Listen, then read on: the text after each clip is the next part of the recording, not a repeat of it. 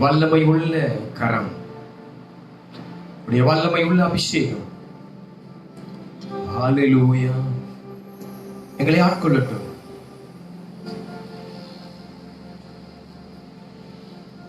எங்களோடு பேசு. நீ பேசுகிற தேவன். நன்றி.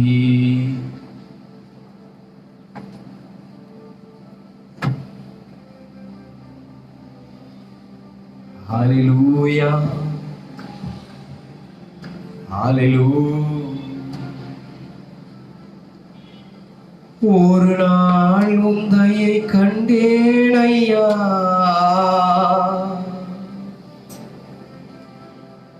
அந்நாள் என்னை கொடுத்தேன் ஐயா, உந்தையை பெரிதையா என்மேல் உந்தையை பெரிதையா.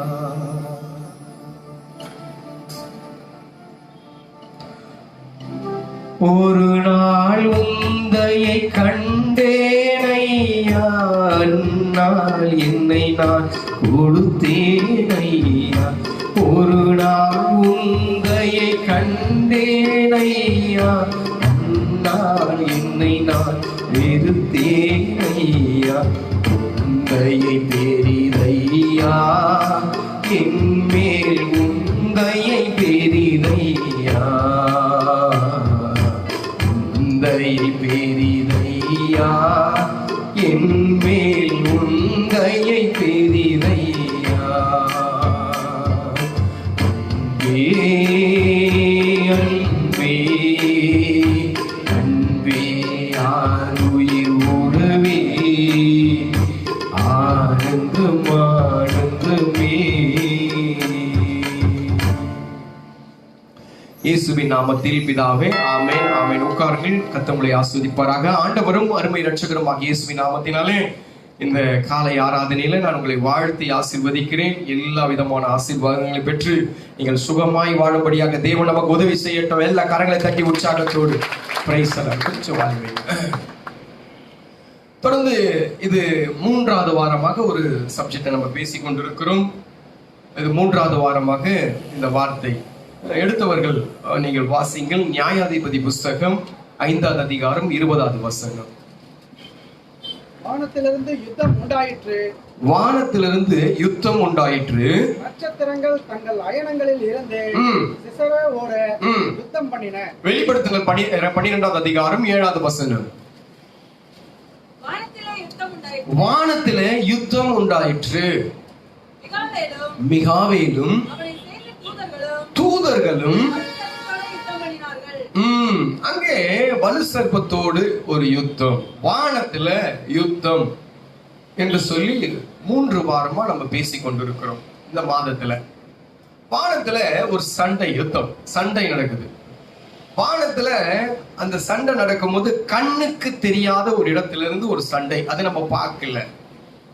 நான் இப்படியா நான் பேசினேன், என்ன பேசினேன் அப்படின்னு சொல்லி கேட்டீங்கன்னா, நம் குடும்பங்களிலே வருகிறதான அல்லது நம்முடைய தனிப்பட்ட வாழ்க்கையிலே நடக்கிறதான சில பிரச்சனைகள், கண்ணுக்கு தெரியாத சில காரியங்கள் எப்படி நடந்துச்சுன்னு சொல்லி தெரியாது. இது எப்படி நடந்துச்சு? சில நேரத்துல நம்ம யோசிக்கிறோம், எங்கடா நம்ம தவறணும், எப்படி இதெல்லாம் நடந்துச்சு நம்மளே சொல்லுவோம். சில பேர் பதில சொல்லுவோம், ஐயோ இது எப்படி நடந்துச்சுன்னு எனக்கு தெரியல, எப்படி நடந்துச்சுன்னே தெரியல. அப்போ நம்மை தாக்கும்படியாக, மறைந்திருந்து தாக்கும்படியாக ஒரு ஆவிகள், சில ஆவிகள், நமக்கு கண்ணுக்கு தெரியாத ஆவிகள் நம்முடைய வாழ்க்கையில குறுக்கிடுகிறது. அதுதான் யுத்தம் பண்ணுகிறது அப்படின்னு சொல்லி நான் 2-3 வாரமாக பேசி கொண்டிருக்கிறேன். இந்த அசுத்த ஆவிகள் பல காரியங்களுக்கு நான் கடைசியா முடிக்கும் போது சொல்லி முடிச்சேன். நீங்க எல்லாம் நல்லவங்க அப்படி சொன்னேன். அல்லேலூயா. நல்லவங்க எல்லாம் ஒரு அல்லேலூயா சொல்லுங்க. அல்லேலூயா அல்லேலூயா.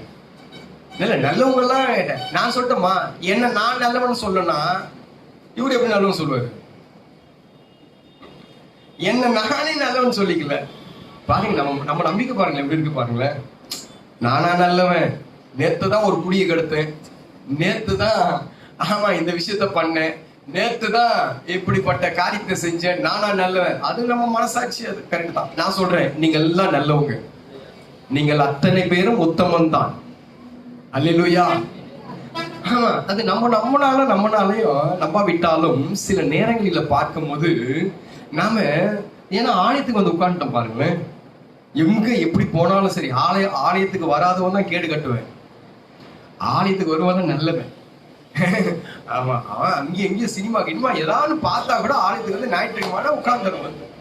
எங்கேயும் வார்த்தைகள் வேற மாதிரி இருந்தாலும் இயேசுவேன்ற ஒரு வார்த்தை ஞாயிற்றுக்கிழமை வாயில வந்துருது பாருங்க, அங்கதான் நிக்கிறோம். நம்ம சில நேரங்களில் நாமெல்லாம் நல்லவங்களா தான் இருக்கிறோம், ஆனால் நம்முடைய வாழ்க்கையில சில புயல்கள் வீசுகிறது, சில காரியங்கள் நம்முடைய வாழ்க்கையில வருகிறது.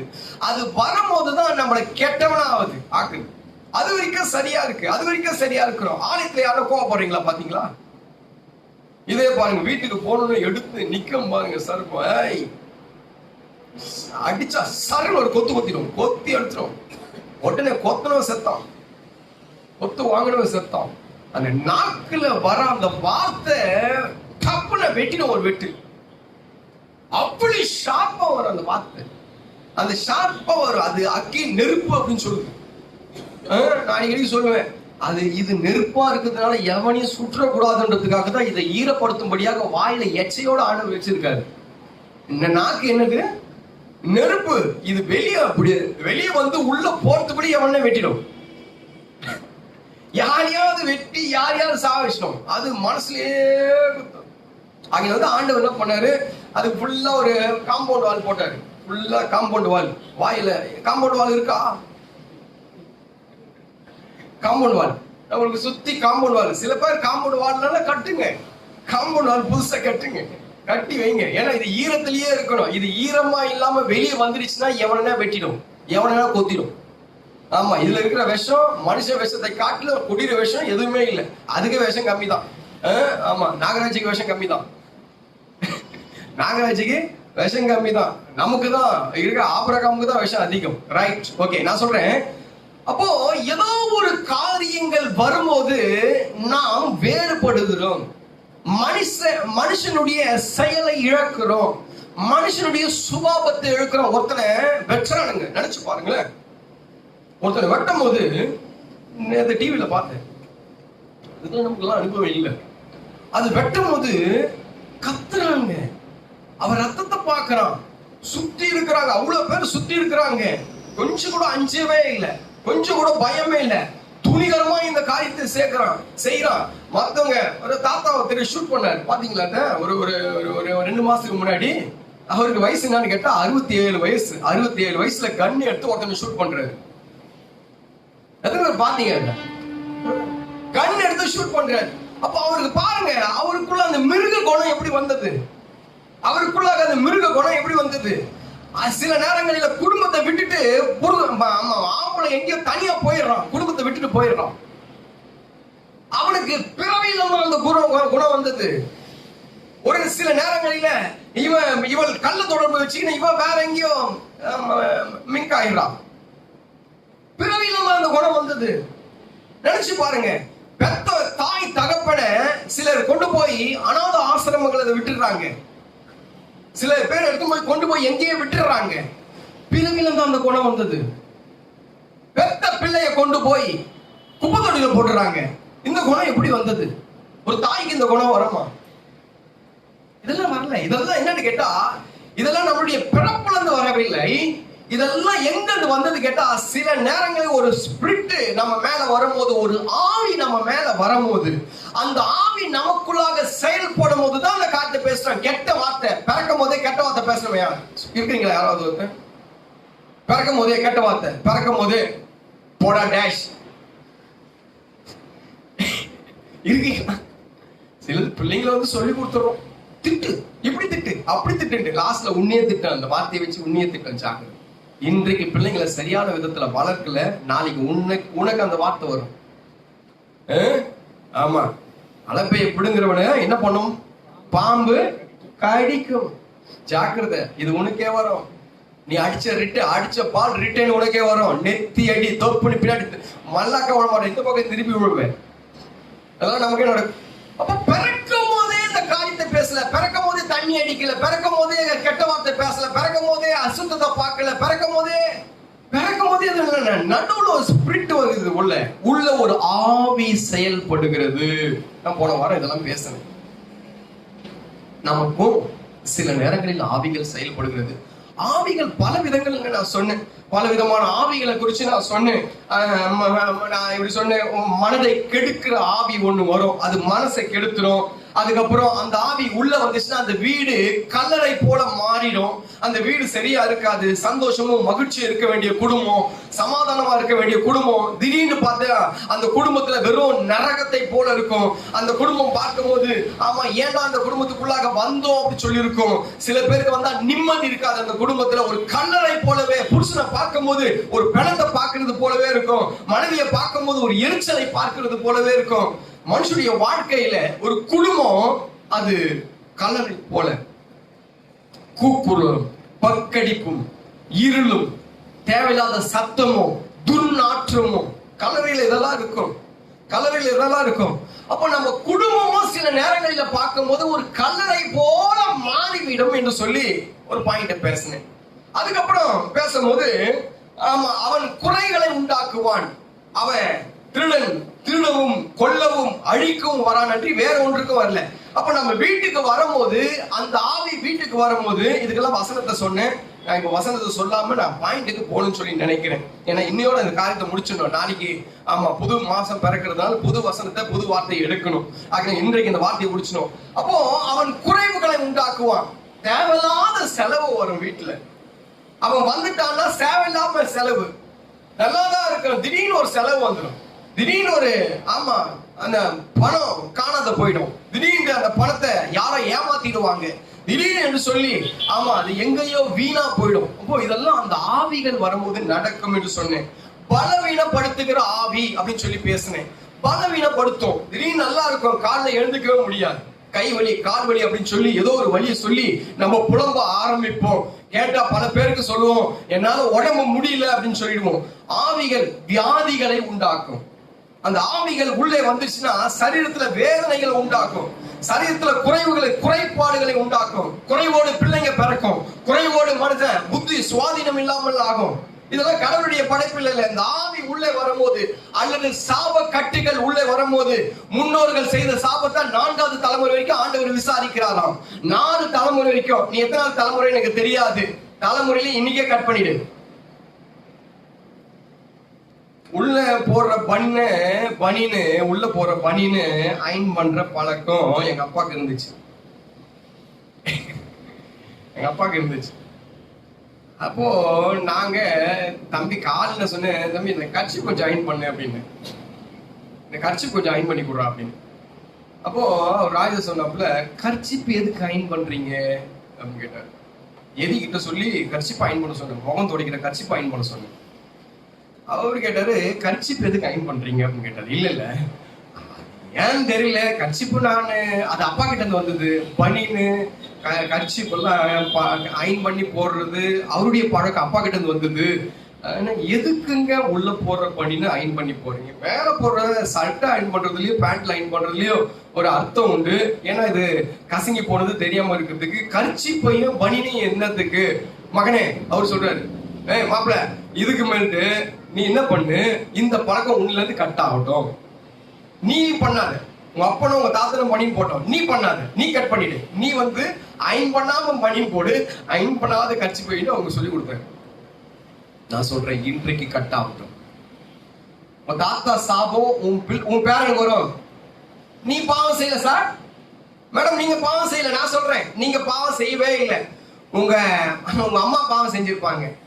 நல்லா கேட்டுங்க, பாட்டிமாரெல்லாம் கேட்டுக்கங்க. நீங்க வரைக்கும் பாவம் செஞ்சுட்டு உன் பிள்ளைங்களை எடுத்து உன் பேர பிள்ளைங்களை எடுத்து விட்டுறாதீங்க. ஆயா மாறுங்க, தாத்தா மாறுங்க. நீ எங்கேயாவது எவங்கிட்டையாவது எவன் குடிய கெடுத்திருந்தாவது, நான் சொல்றேன், உன் பேரன் பேத்தி உடைய குடி கெடும். வேதம் சொல்லுது.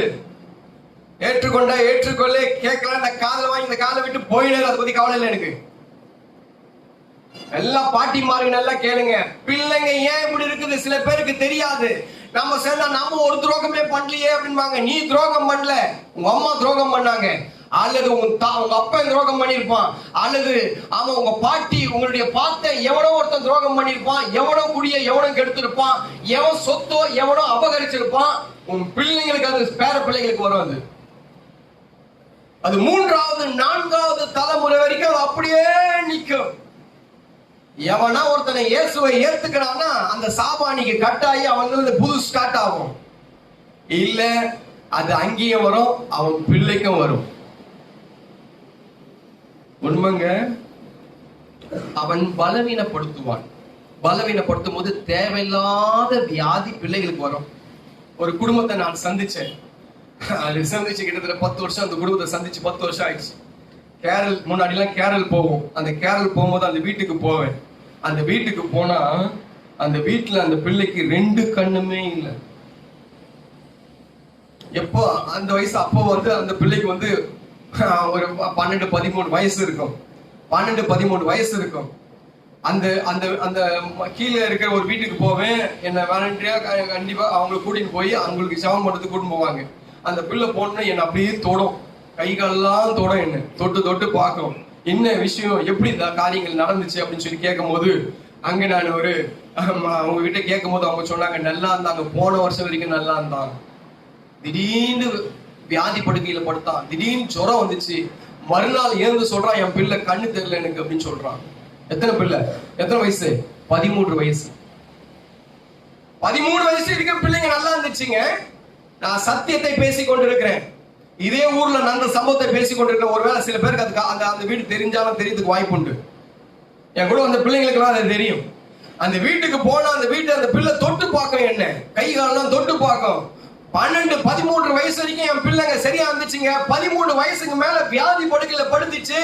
வியாதியை விட்டு என் பிள்ளை எழுந்துச்சு. திடீர்னு கண்ணு தெரியலாமா, கண்ணு தெரியலாமா, அப்பா கண்ணு தெரியலப்பான்னு சொல்லிட்டு நாங்க டாக்டர் எல்லாம் போய் பார்த்தா ஒன்னும் இல்ல, 2 கணமே ஆஃப் ஆயிடுச்சு அப்படின்னாங்க. பலவீனப்படுத்துகிற ஆவி. திடீர் கை கால் விழுந்துரும். வயசாகி விழாது, திடீர்னு விழும். ஆக்சிடென்ட்ல கை கால் போகும். இதெல்லாம் நடக்குங்க. பாஸ்ட் எடுத்துனோம், அவர் ஆசீர்வதிப்பார், உன்னை நல்லா வைப்பார், உன்னை சந்தோஷமா வைப்பார். இவன் பாஸ்டே இல்ல. நான் சொல்றேன், இவன் பாஸ்டே இல்ல. அவன் மேல் பூச்சி பூசுறான் பாருங்க, அவனை நீங்க நம்பவே நம்பாதீங்க. உன்னை ஆசீர்வதிப்பான் சொல்றவனை நம்பாதீங்க, பின்னாடியே ஆப்பு வைப்பான். அவன் ஆசீர்வதிக்கிறவன் சொல்றவன் ஆப்பு வைப்பான். சத்தியத்தை, ஆமா சத்தியத்தை அறிவீர்கள், சத்தியம் உங்களை விடுதலை ஆக்கும். சத்தியம் தாங்க ஒரு மனுஷனை விடுதலை ஆக்கும். நான் சொல்றேன், வசனம் எதுக்காக அந்த வசனம் சொல்லுது, நீ சாபமா போகணும்னு சொல்லி எனக்கு ஆசை இல்லைங்க. உங்களை ஏங்க நான் சாபிக்கணும்? உங்களை ஏங்க நீங்க ஏங்க சாபத்துக்கு போனோம்? உங்ககிட்ட 10 ரூபாய் வாங்கி நான் சோறு தின்றேன். உன் சாபம் நான் உன்னை சபிச்சு நான் என்ன நடக்க போகுது? நீ கொடுக்குற 5 ரூபாய் 10 ரூபாய் நான் என் குடும்பத்துக்கு வீட்டு வாடகை கட்டுறேன், நான் சாப்பிடுறேன், என் குடும்பத்தை நான் பாக்குறேன். உன்னை சபிச்சு எனக்கு ஒன்னும் நடக்காது. உன்னை சபிச்சுனா நான் தான் சபிச்சு போவேன். நான் சத்தியத்தை சொல்லுகிறேன், நான் சத்தியத்தை பேசிக் கொண்டிருக்கிறேன். ஆசீர்வதிப்பான்றவன் நம்பாதீங்க. இந்த சாபம் எங்கிருந்து வந்தது, இது ஏன் வந்தது, என் குடும்பத்துல இது வரக்கூடாது என்பதுக்காக தான் நான் பேசிக் கொண்டிருக்கிறேன். உன் குடும்பத்துக்கு இது வரக்கூடாது, உன் குடும்பத்தை இது அனுபவிக்க கூடாது. இன்றைக்கே கட் பண்ணு, இன்றைக்கே அதை விருத்த சேதனம் பண்ணு. அதுக்காக தான் பேசிக் கொண்டிருக்கிறேன். அப்போ பலவீனத்தை உண்டாக்குவான், கொடிய வேதனை உண்டாக்குவான். பேசுங்க, கொடிய வேதனை, நரக வேதனையா இருக்கு. திடீர் சொல்லி அந்த வேதனை வரும், திடீர்னு சொல்லி அந்த வேதனை வரும். ஏன் அந்த வேதனை வந்ததுன்னு தெரியாது. அப்படியே அப்செட் ஆகி உட்கார்ந்துருவோம், அப்படியே சோர்ந்து போய் உட்கார்ந்துருவோம். அப்படியே ஐயோ வேதனையா இருக்குது, என்னன்னு தெரியல, என்ன பேச தெரியல, என்ன பண்றது தெரியல. இதெல்லாம் அந்த ஆவி கொண்டு வந்து போடுற காரியங்கள். அதுக்கப்புறம் உன்னை கொல்லும்படியாக அதுக்கு போகும். கடைசியா சூசைட். சில பேரெல்லாம் அட்டென்ட் பண்ணியிருப்பீங்க, சில பேர்லாம் சூசைட் அட்டென்ட் பண்ணியிருப்பீங்க. அவங்கெல்லாம் நீங்களாம் நினைச்சுக்கங்க, இதோட விட்டுருங்க. திருப்பி யாராவது சூசைட் கீசைட் போனீங்கன்னா நரகம் பேயா தான் சுத்தணும். நீ அங்கங்க பேயா சுத்தணும். சூசைட் பண்ணீங்கன்னா எல்லாம் பிரச்சனை முடிஞ்சிடும் சொல்லாதீங்க, நினைக்காதீங்க. தற்கொலை பண்ணீங்கன்னா எல்லாம் முடிஞ்சிடும் சொல்லி நினைக்காதீங்க. தற்கொலை பண்ணீங்கன்னா அன்னிலிருந்தா உனக்கு பிரச்சனையே ஸ்டார்ட் ஆகும். அன்னிலிருந்தா அங்கங்க அலைவேன். மறிச்சு போன ஆவி, பல ஆவிகளை இங்க இடத்துல ஓட்டி இருக்கிறேன்.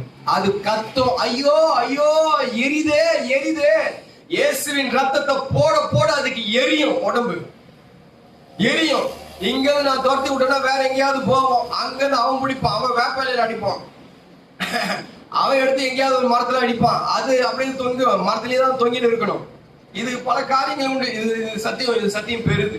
நான் சொல்றேன், உன்னை கொல்லும்படியாக அலக்கரிக்கும், அதுக்கப்புறம் கலங்க பண்ணும், அதுக்கப்புறம் தாறுமாறாக சுத்த பண்ணும். இதெல்லாம் ஆவியை குறிக்கிறது. இதெல்லாம் ஆவி. இந்த ஆவி எல்லாம் இன்னும் பூமியில இருக்கிறது. இந்த ஆவி எல்லாம் இருக்குதா பாஸ்டர்? நிறைய இருக்கு, நிறைய இருக்கு. ஆரம்ப காலத்துல நீங்க கூட இருந்தீங்கன்னா அந்த விஷயங்கள்லாம் நல்லா தெரிஞ்சிருக்கும். ஆமா, நியாயாதிபதிகள் 9வது வசனத்துல நல்லா நோட் பண்ணிக்கங்க. நான் வேகமாய் வேற காரியத்துக்குள்ளாக போக போறேன். நியாயாதிபதிகள் 9வது அதிகாரத்துல 23வது வசனம் சொல்லுது, பொல்லாப்பை உண்டாக்கும் ஆவி. ஏசாயா புஸ்தகத்துல 19வது அதிகாரத்துல 14வது வசனம் சொல்லுகிறது, தாறுமாறான ஆவி. சகரியா புஸ்தகத்துல 13வது அதிகாரம் 2வது வசனம் சொல்லுது, அசுத்த ஆவி. மத்தேயு புஸ்தகத்துல 12வது அதிகாரம் 45வது வசனம் சொல்லுகிறது, 7 விதமான ஆவி அந்த இடத்துல இருந்தது. எபேசியர் புஸ்தகம் 2வது அதிகாரத்துல 2வது வசனத்துல சொல்லுகிறது, அந்தகாரத்தின் பிரபுவாகிய ஆவி, அவன் வான மண்டலத்துல சுத்தி திரிகிற ஆவி. 1 யோவான் எழுதின புஸ்தகத்துல 4வது அதிகாரத்துல 3வது வசனத்துல சொல்லுகிறது, அந்தி கிறிஸ்துவின் ஆவி. 2 தீமோத்தேயு புஸ்தகத்துல 1வது அதிகாரத்துல 7வது வசனம் சொல்லுகிறது, பயமுறுத்துகிற ஆவி. 1 தீமோத்தேயு 4வது அதிகாரத்துல 1வது வசனம் சொல்லுகிறது, வஞ்சிக்கிற ஆவி. அப்போஸ்தலர் புஸ்தகத்துல 16வது அதிகாரம் 16வது வசனம் சொல்லுகிறது, குறி சொல்லுகிற ஆவி. இது பல பேருக்கு செயல்படும். தீர்க்கதரிசனம் இதுதான், குறி சொல்லுகிற ஆவி. லூக்கா 13வது அதிகாரத்துல 11வது வசனத்துல பலவீனப்படுத்துகிற ஆவி. இந்த ஆவிகள், இந்த பேய்கள் ரொம்ப அங்க இங்க போய் வெளியர்கள் எல்லாம் சுத்தத்துல. இது பெரும்பாலும் எங்க சுத்தம், எங்க இருக்கும் சொல்லி கேட்டீங்கன்னா, மனிதருக்குள்ளாக அல்லது மனிதன் வாழுகிற இடத்தில். ஆண்டவர் படைக்கும் போது தேவ தூதர்களையும் படைச்சாரு. தேவ தூதர்களையும் படிச்சுட்டு அந்த தேவ தூதர்களை எப்படியா படைச்சாராம்? தேவ தூதர்களை எப்படியா படைச்சாரு தம்பி தெரியுமா உங்களுக்கு? காற்றுகளாக படைச்சாராம். அவர் காற்றுகளால படைச்சாராம். அந்த காற்று ஆகினால்தான் நம்ம சொல்றோம் அடிக்கடிக்கு, பேய் பிடிச்சிச்சுன்னா என்ன சொல்லுவோம் நம்ம? காத்து பிடிச்சிச்சு, காத்து கருப்பு, கருப்பு பிடிச்சிச்சு, காத்து பிடிச்சிச்சு அப்படின்னு சொல்லி கூட்டிட்டு வருவாங்க இந்த இடத்துல. அப்போ நான் சொல்றேன், காத்துகளாக. அப்போ அது இஷ்டமான இடத்துக்கு போகும். அப்படி போய் அப்படி தொட்டுட்டு அப்படி போய் அப்படி போய் எங்க வேணாலும் அது போகும். சுதந்திரமா இருக்கும், யாருக்கிட்ட வேணாலும் போவோம். அது எங்க வீட்டுல சுத்தம், நாங்க இப்படி பண்ணிட்டோம் அப்படி பண்ணிட்டோம், நாங்க ஆமா வீட்டுல காம்பவுண்ட் இருக்குது, வெளியே ஒரு கேட்டு உள்ள ஒரு கேட்டு, எப்படி இருந்தாலும் உள்ள வந்துடும். இந்த ஆவி உள்ள வந்துடும். அப்போ உள்ள வந்துட்டா இந்த காரியங்கள்லாம் நடக்கும். நம்ம குடும்பம் நரகமா மாறும், நம்ம குடும்பம் நம்ம கலரையா மாறும், நம்மளுக்கு வேதனை உண்டாகும், நம்மளுக்கு வியாதி உண்டாகும், நமக்கு இழப்பு உண்டாகும், நமக்கு நஷ்டங்கள் உண்டாகும், நம்மளை துக்கப்படுத்தும், நம்மளை கஷ்டப்படுத்தும், அலக்கரிக்கும், மரணத்துக்குள்ளாக கொண்டு போகும், நம்மளை இழப்புகளை உண்டாக்கும். பலவிதமான காரியங்கள் உள்ள வந்துட்டா அது பலவிதமான காரியங்களை செஞ்சிடும். அப்போ போன வாரத்துல இந்த காரியத்தை சொல்லி அப்படி முடிச்சேன். இதை எப்படி அழிப்பது, இதான் சொன்னேன். இதை எப்படி அழிப்பது, இதற்குண்டான ஆயுதம் என்ன அப்படின்னு சொல்லி ஒரு 2-3 காரியத்தை உங்க இடத்துல பேசணும்னு சொல்லி நினைக்கிறேன். என்னெல்லாம் பேசுனேன், என்னெல்லாம் விட்டேன் அப்படின்னு சொல்லி எனக்கு தெரியல. நான் மறுபடியும் சொல்லுகிறேன். அதை அழிக்கிறதுக்கு ஆமா சில விஷயங்கள் மாத்திரமே அழிக்க முடியாது. நம்ம நினைக்கிறோம், நீ எவ்வளவு பெரிய பலவானா இருந்தாலும் சரி, பேய்கிட்டலாம் நிக்க முடியாது. நீ எவ்வளவு பெரிய ஆளா இருந்தாலும் சரி, பேய்கிட்டலாம் நிக்க முடியாது. அந்த பேய் அனாவசியமா அடிச்சு காலி பண்ணிட்டு போயிடும். ஒரு பேயை நாங்க பிடிச்சோம், செல்வின் ஏறி கால் மேல நின்றாரு. ஞாபகம்? செல்வின் கிட்டத்தட்ட 75 கிலோ, அப்போ 80 கிலோ இருப்பாப்புல. இப்போ கொஞ்சம் கம்மி ஆயிட்டாரு, உழைப்பு அதிகமாயிடுச்சு, கம்மி ஆயிட்டாரு. 80 கிலோ அசால்ட்டா தள்ளிடுச்சு. அப்படி ஒரு சிலுவு சொல்லிடுச்சு, அதுதான் முடிஞ்சிச்சு. அவரு முறுக்கின் கீழே விழுந்தாரு. அந்த பேயை பிடிச்சாங்க, கிட்டத்தட்ட ஒரு பெண், அந்த பெண்ணை பிடிச்சாங்க. நம்ம ஆளுங்க ஒரு 8-10 பேர் பிடிச்சிருப்பாங்க. 8-10 பேர் ஒரு பொம்பளை பிடிக்க முடியல. இருக்கீங்களான்னு கேட்டேன், இருக்கீங்களான்னு கேட்டேன். ஒரு பெண் பேய ஒரு 10 பேர் சேர்ந்து பிடிக்கிறான். அது எல்லாரையும் அசால்ட்டா அடி தள்ளி விடு. அதுக்கு ஒரே நோக்கம் என்ன காலி பண்ணும், என்ன அடிச்சு காலி பண்ணும். ஆக்ரோஷமா இருக்கிறது அப்படியே அப்படியே மின்னல் வேகத்துல வர ஸ்பீடு. அது கண்ணும் முகமும் அதோடைய அதோடைய அதோடைய அது கத்துற அந்த குரலும் பார்க்கும் போது ஆக்ரோஷமா மாட்டினா செத்தான். இப்படிப்பட்ட பேயெல்லாம் இங்க வந்து போச்சு. அந்த பேயெல்லாம் நாங்க பார்த்துட்டோம். நான் சொல்ல வருகிற காரியங்கள், நீ எவ்வளவு பெரிய வீரனா இருக்கலாம், எவ்வளோ பெரிய ஆமா பெரிய ஆளெல்லாம் இருக்கலாம், அது உள்ள வந்துச்சுன்னா அசால்ட்டா அடிச்சுட்டு போயின்னு இருக்கும். அசால்ட்டா உன்னை காலி பண்ணிட்டு போயின்னு இருக்கும். நம்ம நினைக்காதீங்க நாங்க எல்லாத்தையும் பார்த்துருவோம், நாங்க எல்லாத்தையும் இது பண்ணிடுவோம், எல்லாம் பண்ணிடுவோம்னு சொல்லி நினைக்காதீங்க. உள்ள வந்தாதான் தெரியும். உள்ள வந்துச்சுன்னா ஒண்ணும் இல்லாத வாஷ் அவுட் பண்ணிடுவான். Wash out. அவன் ஒன்றும் இல்லாம நாசம் பண்ணிட்டு போவான். ஆமா, எத்தனை தலைமுறைக்கு சொத்தை செஞ்சு சேர்த்து வச்சிருந்தாலும் புஷ் ஒரே ஒரு காத்தடிச்சா இல்லாம போயிடும். எவ்வளவு ஒரு பலவானா இருந்தாலும் சரி, ஒரு காத்தடிச்சா உன் சரீரம் எலும்பு கூட மாறிடும். அறிவை முற்றிலுமா ஒன்றும் இல்லாம முட்டாளாக்கிடுவான். அவங்கெல்லாம் தொடுவான், புத்தியில கை வைப்பான், கண்ணுல கை வைப்பான், சரீரத்துல கை வைப்பான். அவன் கை வைக்காத இடமே இல்லை, ஒண்ணுமே இல்லாத அவன் வந்து வெளியே போனான்னா உன் வீடு காலியா இருக்கும். இருக்கீங்களான்ட்டு கேட்டேன், உங்களுக்கு தான் பேசுறேன். இருக்கீங்களா? ஜாக்கிரதை. ரொம்ப நேரம் ஆகாது தொடர்றதுக்கு. உன்னை தொடர்றதுக்கும், மனைவியை தொடர்றதுக்கும், பிள்ளைங்களை தொடர்றதுக்கும், சொத்தை தொடர்றதுக்கும், பிரயாசத்தை தொடர்றதுக்கும், உன்னுடைய சரீரத்தை தொடர்றதுக்கும் அவனுக்கு ரொம்ப நேரம் ஆகாது. அவன் சடினியான நேரத்துல வந்து காலி பண்ணிட்டு போவான். இவனை அழிக்கிறதுக்கு சில சக்திகள் இங்க உண்டு, சில மாந்திரிங்க நம்ம கையில உண்டு. இது நம்மளுக்கு தெரிஞ்சிச்சுன்னா, ஆமா இதை நீங்க கத்துக்கிட்டீங்கன்னா, அதுக்காக தான் நான் பூசாரி, நான் இங்க நிக்கிறேன்.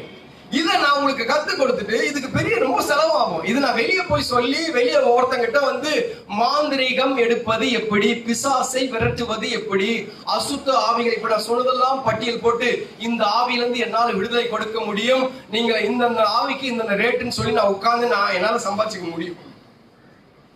நிச்சயமா சொல்றேன், என்னால சம்பாதிச்சுக்க முடியும். நாங்க இப்பதான் வந்துடுச்சு ஆன்லைன்லயே இப்ப கொடுத்துருவேன். ஆன்லைன்ல நாங்க பேய விரட்ட முடியும். விரட்டுவது எப்படி, அதை மிரட்டுவது எப்படி, நீங்க வந்து கத்துக்கொள்ளுங்க, நான் உங்களுக்கு டீச் பண்றேன், வாங்க. அழகா உங்களுக்கு ஒரே ஒரு நாள் தான் டே, ஒன் டே ஸ்கூல் தான், ஒரே ஒரு நாள் தான் கிளாஸ். இதுக்கெல்லாம் இங்க நிறைய பேர் இருக்கலாம். ஒண்ணுமில்லாமையா பேருக்கிட்ட போயிட்டு காசை கொடுத்து இந்த வாரத்தை கொடுன்னு சொல்லி கேட்டான். இன்னைக்கு இருக்காங்களே அப்படிப்பட்ட ஆட்கள் எல்லாம் இருக்காங்களே. அவன் எவனோ ஒருத்தன் அவன் நேரம் வந்தான், பணத்தை எடுத்து கையில கொடுத்தான், அது எங்களுக்கு எப்படியாவது கத்து கொடு அப்படின்னு கேட்டான். இப்படிப்பட்ட ஆட்கள்லாம் உண்டு. சரி, இப்ப நான் இலவசமா உங்களுக்கு சொல்லிக் கொடுக்குறேன், இந்த காரியத்தை உங்களுக்கு சொல்லிக் கொடுக்குறேன். ஏன்னா உன் சந்ததி காப்பாற்றப்படணும், உன் குடும்பம் காப்பாற்றப்படணும். உங்களுக்குள்ளாக இருக்கிறதான்னு ஆமா முன்னோர்கள் செய்ததான அந்த அசுத்த காரியங்கள் எல்லாம் இன்றைக்கு கட்டாகி சரியாகணும். என்னாச்சு?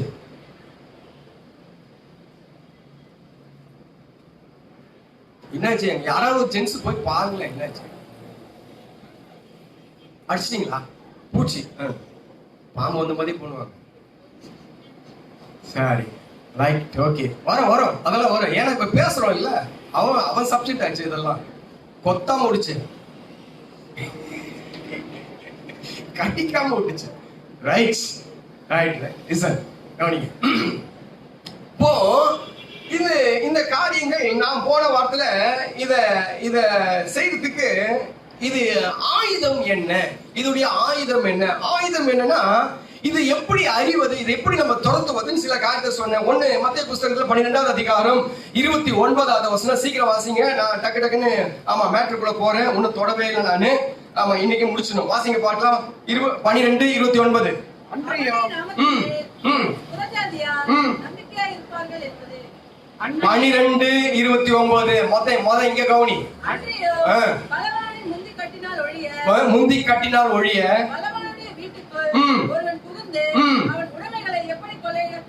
மொத அவனை கட்டுதல். எப்படி கட்டுது? மத்தேயு 18வது அதிகாரத்துல 18வது வசனம் சொல்றது, 18 சொல்லுகிறது, பூலோகத்திலே நீங்கள் எவைகளை கட்டுவீர்களோ பரலோகத்துல கட்டப்படும். அப்ப உங்க வீட்டுல இருக்கிற ஆவிய கட்டுறது, கயிறு கட்டுறதெல்லாம் இல்ல. இது கட்டுறதுக்கு சில ஆயுதம் இருக்கு. அந்த ஆயுதத்தை பின்னால் சொல்றேன். கட்ட வேண்டும். இரண்டாவதாக லூக்கா 10வது அதிகாரத்துல 17வது வசனம். பின்பு அந்த 70 பேரும் சந்தோஷத்தோட திரும்பி வந்து, ஆண்டவரே, உம்முடைய நாமத்தினாலே பிசாசுகளும் எங்களுக்கு கீழ்ப்படுகிறது. இரண்டாவது, அதற்கு நீ கீழ்ப்படிய கூடாது. கேளுங்க, நரகம் நமக்காக உண்டாக்கப்பட்டதல்ல. நம்ம அநேக நேரத்துல நினைக்கிறோம், நீ நரகத்துக்கு போயிடுவோம், நரகத்துக்கு போயிடுவோம், நரகத்துக்கு போயிடும். நரகம் உங்களுக்கு இல்ல சார். வேணா போலாம், நீங்க வேணா போங்க, ஒன்னும் பிரச்சனை இல்லை. அவனுக்கு செவி கொடுத்தா நரகம். அவன் ஏன்னா நரகத்தை உண்டாக்குனது 25வது அதிகாரத்தை நீங்க வாசித்து பாத்தீங்கன்னா 41வது வசனம் சொல்லுகிறது. 41வது வசனம் வாசிங்க. அப்பொழுது இடது பக்கத்தில் நிற்பவர்களை பார்த்து அவர், சபிக்கப்பட்டவர்களே, என்னை விட்டு பிசாசுக்காகவும் அவன் தூதனுக்காகவும் ஆயத்தம் பண்ணப்பட்டிருக்கிற இவ நரகம் நமக்கு இங்க நமக்கு இல்ல அது. ஆனா அவனுடைய தூதர்கள் யார் என்று சொல்லி கேட்டா, இவன் அதை மயக்குவான். எப்படி மயக்குவான் என்று சொல்லி கேட்டா, சில காரியத்தை காட்டி அப்படியே மயக்கிடுவான். அப்ப யாரெல்லாம் அவனை சார்ந்து கொள்கிறார்களோ அவர்கள் எல்லாம் அவனுடைய தூதர்கள். இப்ப எல்லாம் நரகத்துக்கு கொண்டு போயிடுவோம்.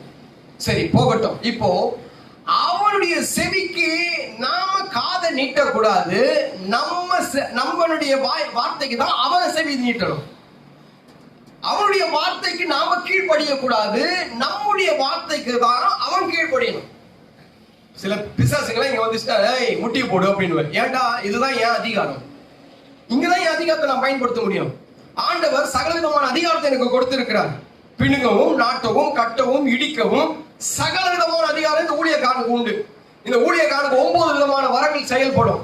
இந்த ஊழியக்காரனுக்கு 9 விதமான வார்த்தைகளும் செயல்படும். இந்த வார்த்தைகள் சொன்னா அது ஆகும். ஏன்னு கேட்டா, நான் ஊழியக்காரன், தேவனால் அபிஷேகம் பண்ணப்பட்ட ஊழியக்காரன். அப்ப அந்த பிசாசை பார்த்த உடனே என்ன நம்ம தேவனுங்க, ஒரு 13 வருஷத்துக்கு முன்னாடி ஒரு பிசாசு வந்துச்சு இந்த இடத்துக்கு. டாய், என்ன பாரு அப்படின்னு. அது அப்படி இப்படி பாடுச்சு. என்ன பார், அது சொல்லிச்சு, உன்னை பார்க்க எனக்கு பிடிக்கல அப்படின்னு. அசால்ட்டா பேய் எப்படி ஓட்டணும் பாருங்க. பேய் எப்படி ஓட்ட பாருங்க. பேய் ஓட்டுறதுக்கு பெருசா ஆயுதம்லாம் இல்லை. கண்ணு. காலையில இந்த கண்ணை சொல்லுவேன், ஆண்டவரே, இந்த கண்ணை உங்களுடைய ரத்தத்தினால கழுவும். இந்த ரத்தத்துல ஊத்தி, இந்த ரத்தம் ஆகப்பட்டது, இந்த கண்ணு நிறைய ரத்தமா இருக்கணும், இயேசுவின் ரத்தமா இருக்கணும். இந்த கண் யாரை பார்க்கிறதோ அந்த ஜனங்கள், அந்த ஆத்துமா ரட்சிக்கப்படணும். இது இயேசுவின் ரத்தத்தினாலே மூடப்பட்ட கண் அப்படின்னு சொல்லி காலையில ஜெபம் பண்ணுவேன். அவ ஜெபம் பண்ணி போய் இந்த பிசாச சொன்னேன், இங்க நடந்த சம்பவம் தான். தம்பி, ஞாபகம் இருக்கா உங்களுக்கு எல்லாம்? ஞாபகம் இருக்கா? ஏதாவது 2-3 சாட்சி ஆண்டு வச்சிருவோம். கடைசி வச்சுக்கு வச்சிடணும். ஒட்டணும் நம்ப மாட்டான். என்ன மூஞ்சி அப்படி, இந்த மூஞ்சி அப்படி ஒட்டணும் நம்பதான் மூஞ்சி. அந்த பிசாசு சொன்னேன், ஏய் கண்ணப்பா, பார்க்க மாட்டேன், பார், என்ன பாரு. அது சொல்லிச்சு, உன்னை பார்க்கவே எனக்கு பிடிக்கல அப்படின்ச்சு. சல்ட்டா எப்பவுமே பேய்களுக்கு என்ன பிடிக்கும், பேய்களுக்கெல்லாம் என்ன பிடிக்கும். நீ ஏன், உனக்கு ஏன் பிடிக்கல? சரி, உனக்கு பிடிக்கல, அப்போ பிடிக்காத இடத்துல நீ இருக்காது, போயிடு அப்படின்னு. சரி, நல்ல பேய். ஒரு நிமிஷம் தான் அந்த பேய் ஓட்டத்துக்கு, ரொம்ப நேரம் இல்லை, ஒரே ஒரு நிமிஷம் தான். என்ன உன்னை பார்க்க மாட்டேன், அப்போ போ, இது ஏன் இடம், ரைட், நான் போறேன் அப்படின்னு போயிடுச்சு. அந்த மாதிரி தெளிவாயிடுச்சு. நான் எங்க இருக்கிறேன் அப்படின்னு துணியெல்லாம் எடுத்து போடுச்சா, நீ சரியாயிட்ட, நீ இருக்க வேண்டிய இடத்துல தான் இருக்கிற. ஓ, நான் சொல்ல வருகிற காரியங்கள், அதை கீழ்ப்படுத்துங்கள். உன் வார்த்தைக்கு அது செவி கொடுக்கணும். வாய மூடணும், சத்தமா பேசுறீங்க, மூடுவாய் அப்படின்னா மூடிடும். முழங்கால் படிடும். அது பெரிய ஆவிதான். ஆனா அந்த ஆவிக்கு மேல இருக்கிற சக்தி என்கிட்ட இருக்கு. அந்த சக்தி ஆயுதம் தான் பின்னாடி சொல்றேன் நான். இந்த ஆயுதம் பின்னாடி சொல்றேன். அந்த ஆயுதம் எனக்குள்ள இருக்கிறதுனால அதுக்கு பயந்துருச்சு. அது பார்க்கும்போது பயந்துச்சு, இவங்கிட்ட ஒரு ஆயுதம் இருக்கு, இவன் சொன்னா நம்ம கேட்கணும். உடம்பா பட்டிடும், ஓடனா போயிடும். எவ்வளவு பேர் சர்வத்தின் ஆவி இருந்தாலும் இங்க ஆதியில இருந்து வந்து உங்களுக்கு தெரியும். எத்தனையோ பேர் பயங்கரமான பிசாசெல்லாம் போயிடும் வெளியே. அதெல்லாம் உருண்டுகிட்டே போயிடும். எவ்வளவு வீடியோவும் எங்க கையில இருக்கு. சரி, அப்போ கீழ்படுத்துறது இதுதான். அதை நீங்க கீழ்படுத்துங்க. அத உங்க செவி, அதுடைய வார்த்தைக்கு நீ செவி கொடுக்க கூடாது, உன்னுடைய வார்த்தைகளுக்கு அது செவி கொடுக்கணும். இததான் மார்க் 16 அதிகாரத்துல சொல்லுது. இப்ப வாசிக்க தேவையில்லை, நான் போகிறேன். ரோமர் எழுதின புஸ்தகத்துல 16 அதிகாரம் 20 வசனம், 16-20. நான் ஒன்னும் ஆயுதத்தை சொல்லவே இல்லை. ஆயுதத்தை இப்ப நான் சொல்ல போறேன். சீக்கிரமாய் காலடியிலே நசுக்கி போடுவான். இரண்டாவது, அவன் நசுக்கப்படத்தக்கவன். பெரிய ஆள்லாம் இல்ல. நம்ம நினைச்சு அவன் வரும்போது பெருசா அவன் பெரிய ஆள்லாம் இல்ல. உனக்கு முன்ன அவன் பெரியவன் இல்ல. உன்னுடைய ஆவிக்குள்ளாக அவன் பெருசாலாம் இல்ல. அவனோட பெரிய ஆள்லாம் இல்ல. நான் சொல்லியிருப்பேன் நினைக்கிறேன். இங்க லோக்கல்ல ஒரு பேய் ஓட்டுறதுக்கு போனோம். அந்த பேய் ஓட்டம் போகும்போது அந்த பேய் சொல்லிச்சு, போ அப்படின்னு. நான் கேரளால இருந்து வந்துக்கிறேன் அப்படின்ச்சு. நான் கேரளா, நீ கேரளால வந்து ஆந்திரால வந்து கர்நாடகா வந்து எல்லாம் எனக்கு தெரியாது, நீ இப்ப போனோம். அது நான் விஷயத்துல போக மாட்டேன். முழங்கால் படிக்கிட்டு முழங்கால் படிக்க மாட்டேன். நான் சொல்றேன், இல்ல நான் ஊழியக்காரன், நீ முழங்கால் படிக்கணும், இதுதான் முறைமை. ஏன்னா என் வார்த்தை பெருசு, என்னை காட்டில நீ பெரியவெல்லாம் இல்ல. அந்த ஒண்ணு சொல்லிச்சு, இல்ல நான் படிக்கிட மாட்டேன். அப்ப நான் ஒரு காரியத்தை சொன்னேன். வேதத்துல ஒரு வசனம் இருக்கு தெரியுமா? பிலிப்பியர்ல 2 அதிகாரத்துல, வானோர் பூதலகத்தோர் பூமியில் உள்ள முழங்கால் யாவும் அவருக்கு முன்பதாக முடங்கும். இந்த வார்த்தை எஸ்ன்னா போடு, இல்லன்னா நோனா விட்டுரு அப்படின்னு. அந்த வார்த்தை எஸ்னா போடுற, நோனா போயிடு அப்படின்னு. அது என்ன பண்ணி சொல்றீங்களா? டக்குனு இப்படி மேல பார்த்துச்சு. கொஞ்ச நேரம் அப்படி இருந்துச்சு, கொஞ்ச நேரம் இருந்துச்சு. அது அது அது மேல பார்த்த உடனே எனக்கு ஒரு தைரியம் வந்துச்சு. நான் ஒரு ஸ்டெப் பேக்ல வந்தேன். ஏன்னா இது இனி நமக்கு வேலை இல்லை, இனி நமக்கு வேலை இல்லை. வானோர் பூதலகத்தோர் பூமியில் உள்ள முழங்கால் யாவும் முடங்கும் சொல்லி வசனம் சொல்லுது. வசனம் உண்மையா இருந்தா செவிக்கோட இல்லாட்டி கொடுக்காது. எனக்கு அதை பத்தி கவலை இல்லை. நீ ஆளு. அது உடனே மேல பாச்சு. வானோர் சொல்லணும் மேல பாத்துச்சு பாருங்களேன். நான் ரைட், ஓகே, நான் பின்னாடி வந்தேன். கொஞ்ச நேரத்துல போத்தின் கீழே வந்துச்சு, கத்துச்சு, ஆட்டோமேட்டிக்கா வெளியே போயிடுச்சு. எப்படி போச்சு? எப்படி போச்சு? எனக்குள்ளே ஒரு ஆவி, நான் வேதத்தை படிக்கிற ஆவி எனக்குள்ள இருக்கு. எனக்குள்ள ஆகியவர் உலகத்துல இருக்கிறவரை காட்டிலும் உங்களுக்குள்ள இருக்கிறவர் பெரியவர். இவன் பெரியவன் இல்ல, உலகத்துல இருக்கிறவன் பெரியவன் இல்ல, உனக்குள்ள இருக்கிறவர் பெரியவர். ஆகியதான் ஒரு பாட்டு, உனக்குள்ளே இருக்கின்ற என் இயேசு என்றும் பெரியவரே, உனக்குள்ளே இருக்கின்ற என் இயேசு என்றும் பெரியவரே, நீ அறியாத உனக்கு எட்டாதமான பெரிய காரியங்கள் செய்திடுவார். நீ அறியாத உனக்கு எட்டாதமான பெரிய காரியங்கள் செய்திடுவார். உனக்குள்ளே இருக்கின்ற என் இயேசு என்றும் பெரியவரே, எனக்குள் சொல்லலாமா? எனக்குள்ளே இருக்கின்ற என் இயேசு என்றும் பெரியவரே. வியாதி வந்தா அடக்குங்க, அது உங்களால முடியும். அடக்கு. இயேசுவின் நாமத்தாலே பாசு சொல்லி இருக்கிறாரு, வியாதி உண்டாக்குறது நீதான், போய். நஷ்டத்தை உண்டாக்குகிற ஆவியே போய். சண்டையை உண்டாக்குகிற ஆவி, சண்டை குடும்பத்துல நல்லா இருக்கிற குடும்பத்துல திடீர்னு சண்டை வரும்.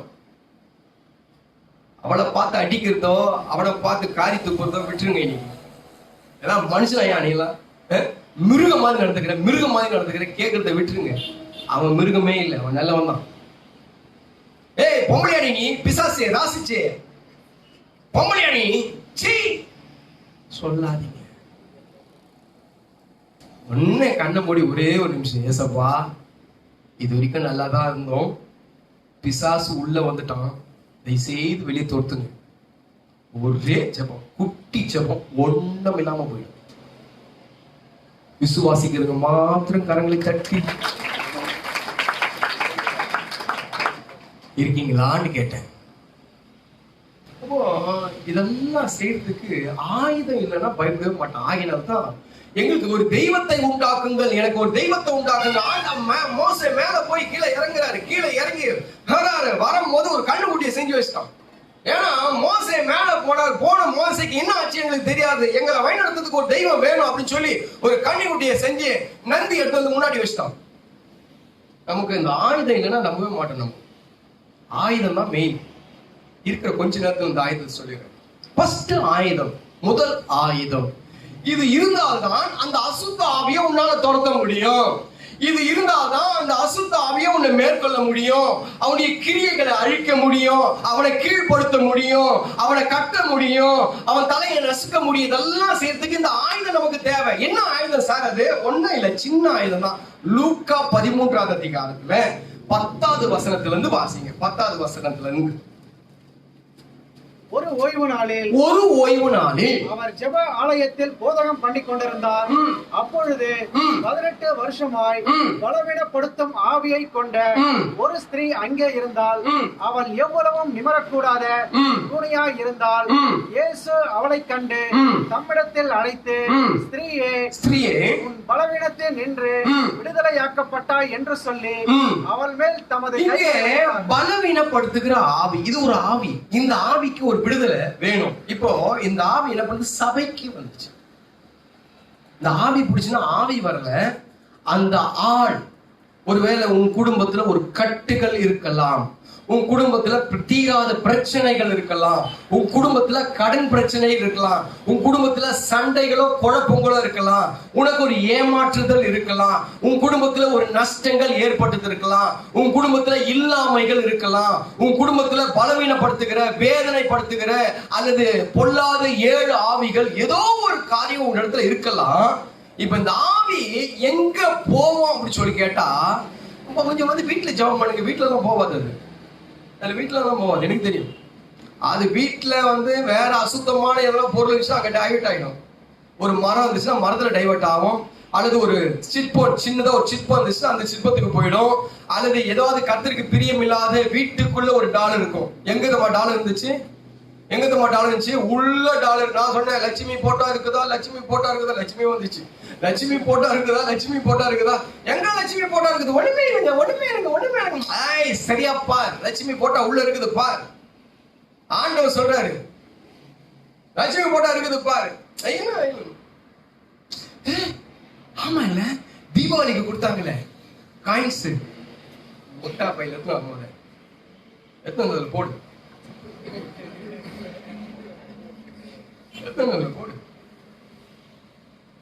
எங்கேயோ இருக்குது, எங்கேயோ இருக்குது, எங்க இருக்குது? வீட்டுக்குள்ள இருக்குது, வீட்டுக்குள்ள இருக்குது. எப்படி எனக்கு தெரியும்? நீ திருட. சரி, அப்ப நான் சொல்ல வருகிற காரியங்கள் என்னன்னு கேட்டீங்கன்னா, அந்த ஆவி உள்ள வந்துருச்சுன்னா நீ எங்க அந்த ஆவி போன்னு கேட்டா, அந்த அங்கங்க சுத்திக்கின்ற இடத்துல எல்லாம் போல, அது ஞாயிற்றுக்கிழமை ஓய்வு நாள்ல தேவனுடைய ஆலயத்துல அந்த ஆவி போச்சு. பல பேருக்கு ஏன் நம்ம ஆவி போல வாங்கின கருத்தை உடனே கொடுக்காம இருக்காங்க. 4-5 வருஷம் ஆச்சு. ஆவி அடுத்த வாரம் நீ வரமாட்டேல்ல, இந்த வாரத்தையும் உனக்கு முதல் காசு கொடுத்துட்டு வேலையை பாரு. நீ சர்ச்சை விட்டு நின்று ஒன்றும் பிரச்சனை இல்லை, காசு கொடுத்து நின்று நீ வர வேண்டிய அவசியமே இல்லை. அம்மா கோடி சோத்திரம் உனக்கு. காசு கொடுத்துட்டு வாங்கின காசெல்லாம் முதல் பைசல் போட்டு அதுக்கப்புறம் சர்ச்சை விட்டு கெட் அவுட், வெளியே போ அயோக்கிய ராஸ்கல். யாரும் சொல்ல தெரியல. சரிண்ணே, உனக்கு தெரியும். ஏன் தெரியுமா உன் பிரச்சனை ஒண்ணும் மாறல? ஞாயிற்றுக்கிழமை கட்டடிக்கிற, சர்ச்சைக்கு வராம நிக்கிற, உன் பிரச்சனை உன்னை விட்டு போகவே போகாது. இந்த ஜென்மத்துக்கு இல்ல, 7 ஜென்மத்தாலும் போவாது. அந்த பிரச்சனை எங்க போவோன்னு கேட்டா சபை, சபையில தான் போவோம். அந்த கட்டு அறுக்கிற இடம் சபை.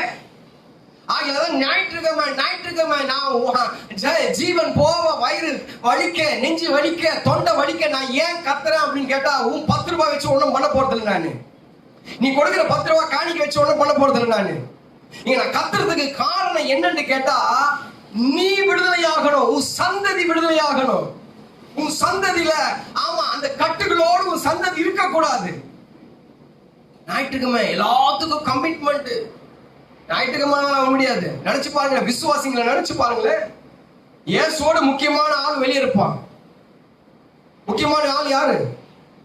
இயேசுவோட முக்கியமான ஆள் யாருங்க? ஏன் சபைக்கு வரல? முக்கியமான ஒரு வேலை. முக்கியமான வேலையா? Right, okay. அது இயேசு இல்லை. கடவுள் எப்படிங்க உங்களை ஆசீர்வதிப்பாரு? இவ்வளவு நம்ம கேட்கறதெல்லாம் இவ்வளவு பெருசா கேட்கிறோம். ஒன்று கூட சின்னதா எதுவும் கேட்கல. எல்லாம் பெருசு பெருசுதான். பெரிய வீடு, ரொம்ப ஆசீர்வாதம், பெரிய ஆசீர்வாதம். என் பிள்ளை பெரியவன் ஆகணும், என் பிள்ளை நிறைய படிக்கணும், என் பிள்ளை நிறைய ஆசீர்வதிக்கப்படணும், என் பிள்ளைக்கு இப்படி இருக்கணும், குடும்பத்துக்கு இப்படி இருக்கணும், எல்லாம் இப்படி இருக்கணும். ஞாயிற்றுக்கிழமை ஏதோ சொல்லுறது, இந்த ஞாயிற்றுக்கிழமை திருடனை என்ன பண்ணுமோ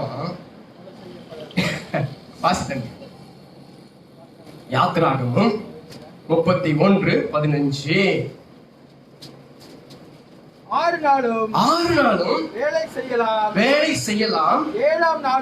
7ஆவது நாளும் வேலை ஒழிந்திருக்கும் ஓய்வு.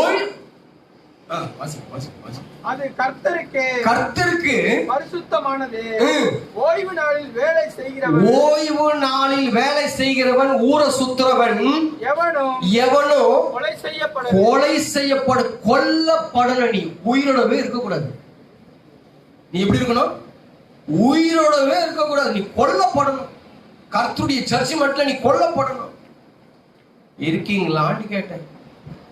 ஞாயிற்றுக்கிழமை தாங்க கமிட்மெண்ட், ஞாயிற்றுக்கிழமை தாங்க வேலை, ஞாயிற்றுக்கிழமை தாங்க வெளியே போகணும், ஞாயிற்றுக்கிழமை தாங்க நம்மளுக்கு கர்மாதி, ஞாயிற்றுக்கிழமை தாங்க நமக்கு எல்லாமே.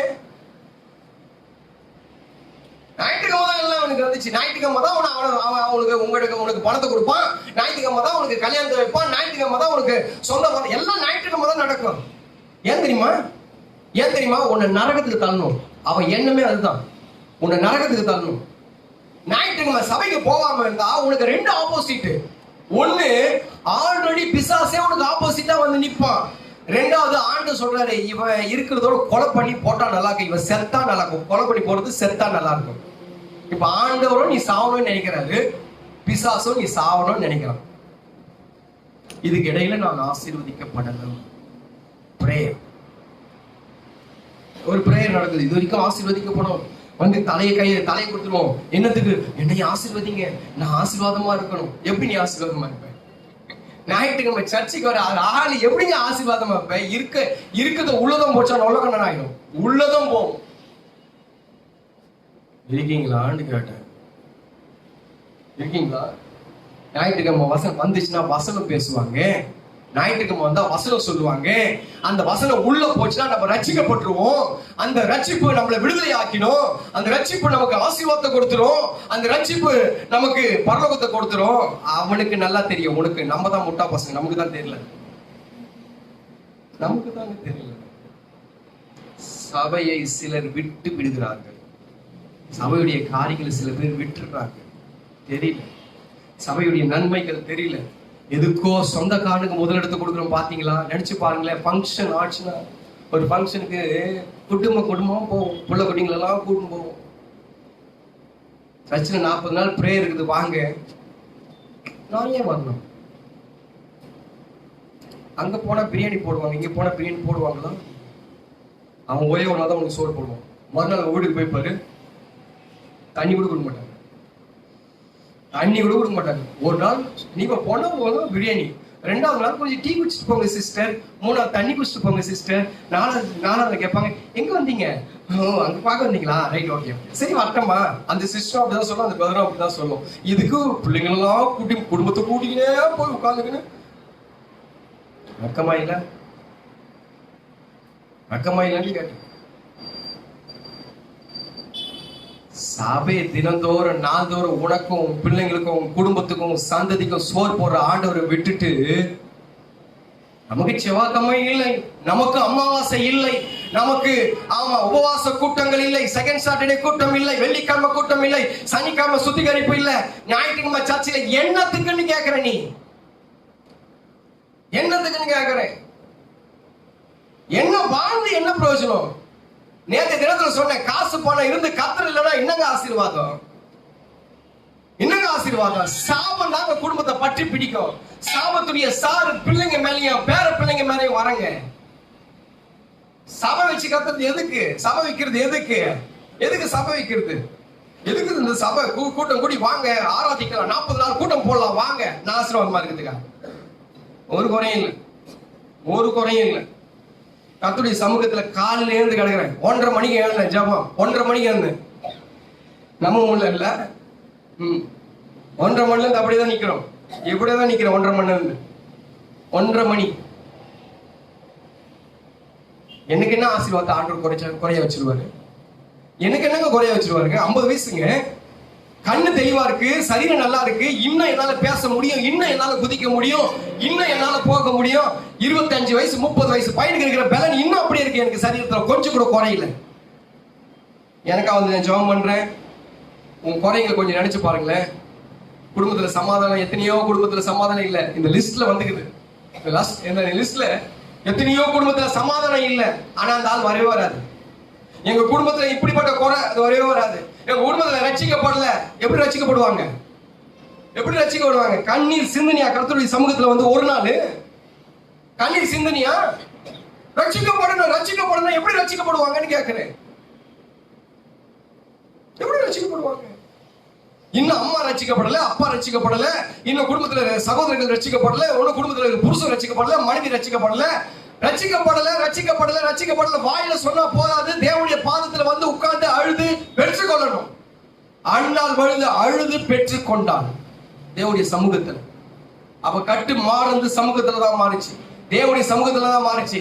இன்னைக்கு வரைக்கும் நான் கம்ஃபர்டபுளா இருக்குன்னு சொல்லி நினைக்காதீங்க. நான் சந்ததியை பின்னாடி பேசி கொண்டிருக்கிறேன், பின் சந்ததிகளை பேசி கொண்டிருக்கிறேன்.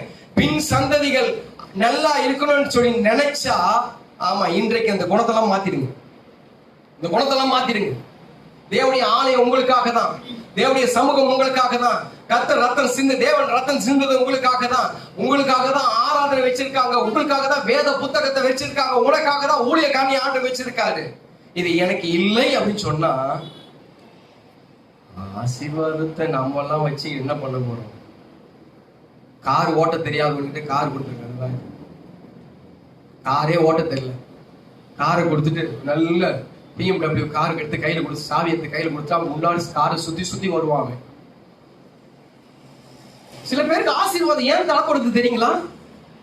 இப்பவே இவரு கமிட்மெண்ட், இப்பவே இவரு இவ்வளவு பிஸியா இருக்காரு, இன்னும் இதெல்லாம் கொடுத்துட்டா இவரு எங்க கையிலேயே பிடிக்க முடியாது சார துறை, இதுக்கப்புறம் கையிலேயே பிடிக்க முடியாது. ஆமா, ஏன்னா இப்பவே அவருக்கு சபைக்கு வரதுக்கு ஞாயிற்றுக்கிழமை முடிச்சா சர்ச்சைக்கு வருவாரு, இல்லைன்னா அவருக்கு கொஞ்சம் வேலை இருந்துச்சு அப்படி வெளியே போயிடுவாரு. ஆனா இவங்க பெரிய ஆசீர்வாதம் கேட்பாங்க, அந்த ஆசீர்வாதம் வரவே வராது. அந்த ஆசீர்வாதம் இந்த ஜென்மத்துல வராது. ஏன் அந்த ஆசீர்வாதம் இந்த ஜென்மத்துல வராது அப்படின்னு சொன்னேன்னு கேட்டீங்கன்னா, அவருக்கு இப்பவே நேரம் இல்லை. இது வந்துட்டு பிறகு இதை வேற கவனிக்கணும் இல்ல. இருக்கீங்களான்னு கேட்டேன். ஒரு பெரிய வீடு கொடுத்துட்டாலும் வீட்டை கவனிக்கணும், பெரிய கார் கொடுத்துட்டாலும் காரை கவனிக்கணும், பெருசா சொத்தை கொடுத்துட்டாலும் சொத்து எவன் எடுத்துன்னு போறான்னு கவனிக்கணும். அட்லீஸ்ட் ஒரு பிள்ளைய கொடுத்தா பிள்ளை எப்படி போகுது எங்க போகுதுன்னு பார்க்கணும், பிள்ளைங்களை படிக்க வைக்கணும், பிள்ளைங்களுக்கு நல்ல இது, அதெல்லாம். ஒரு பிசினஸ் கொடுத்தா பிசினஸை கவனிக்கணும். ஆண்டவர் நினைப்பாரு, இதெல்லாம் இவனுக்கு கொடுத்துட்டு இப்பவே பாவம் வாரத்துக்கு ஒரு நாள், மாசத்துக்கு ஒரு நாள், 2 நாள் தான் சர்ச்சைக்கு வரான், பாவை நம்ம போய் இந்த ஆசீர்வாதத்தை கொடுத்துட்டு அவன் இந்த ஆசீர்வாதத்தை கவனிக்கிறதுக்கு நாம வர 2-3 நாளையும் வராம விட்டுருவோம். சில பேர் அப்படிதான் இருக்கான், கொடுத்துட்டு வரமாட்டான் சர்ச்சைக்கு. அவருக்கு பிஸி, இப்போ பிள்ளைய பார்க்கணும், குடும்பத்தை பார்க்கணும், தொழிலை பார்க்கணும், அவர் பிஸி ஆயிட்டாரு. பார்க்க முடியல, இப்ப சர்ச்சில் அவரை பார்க்க முடியல.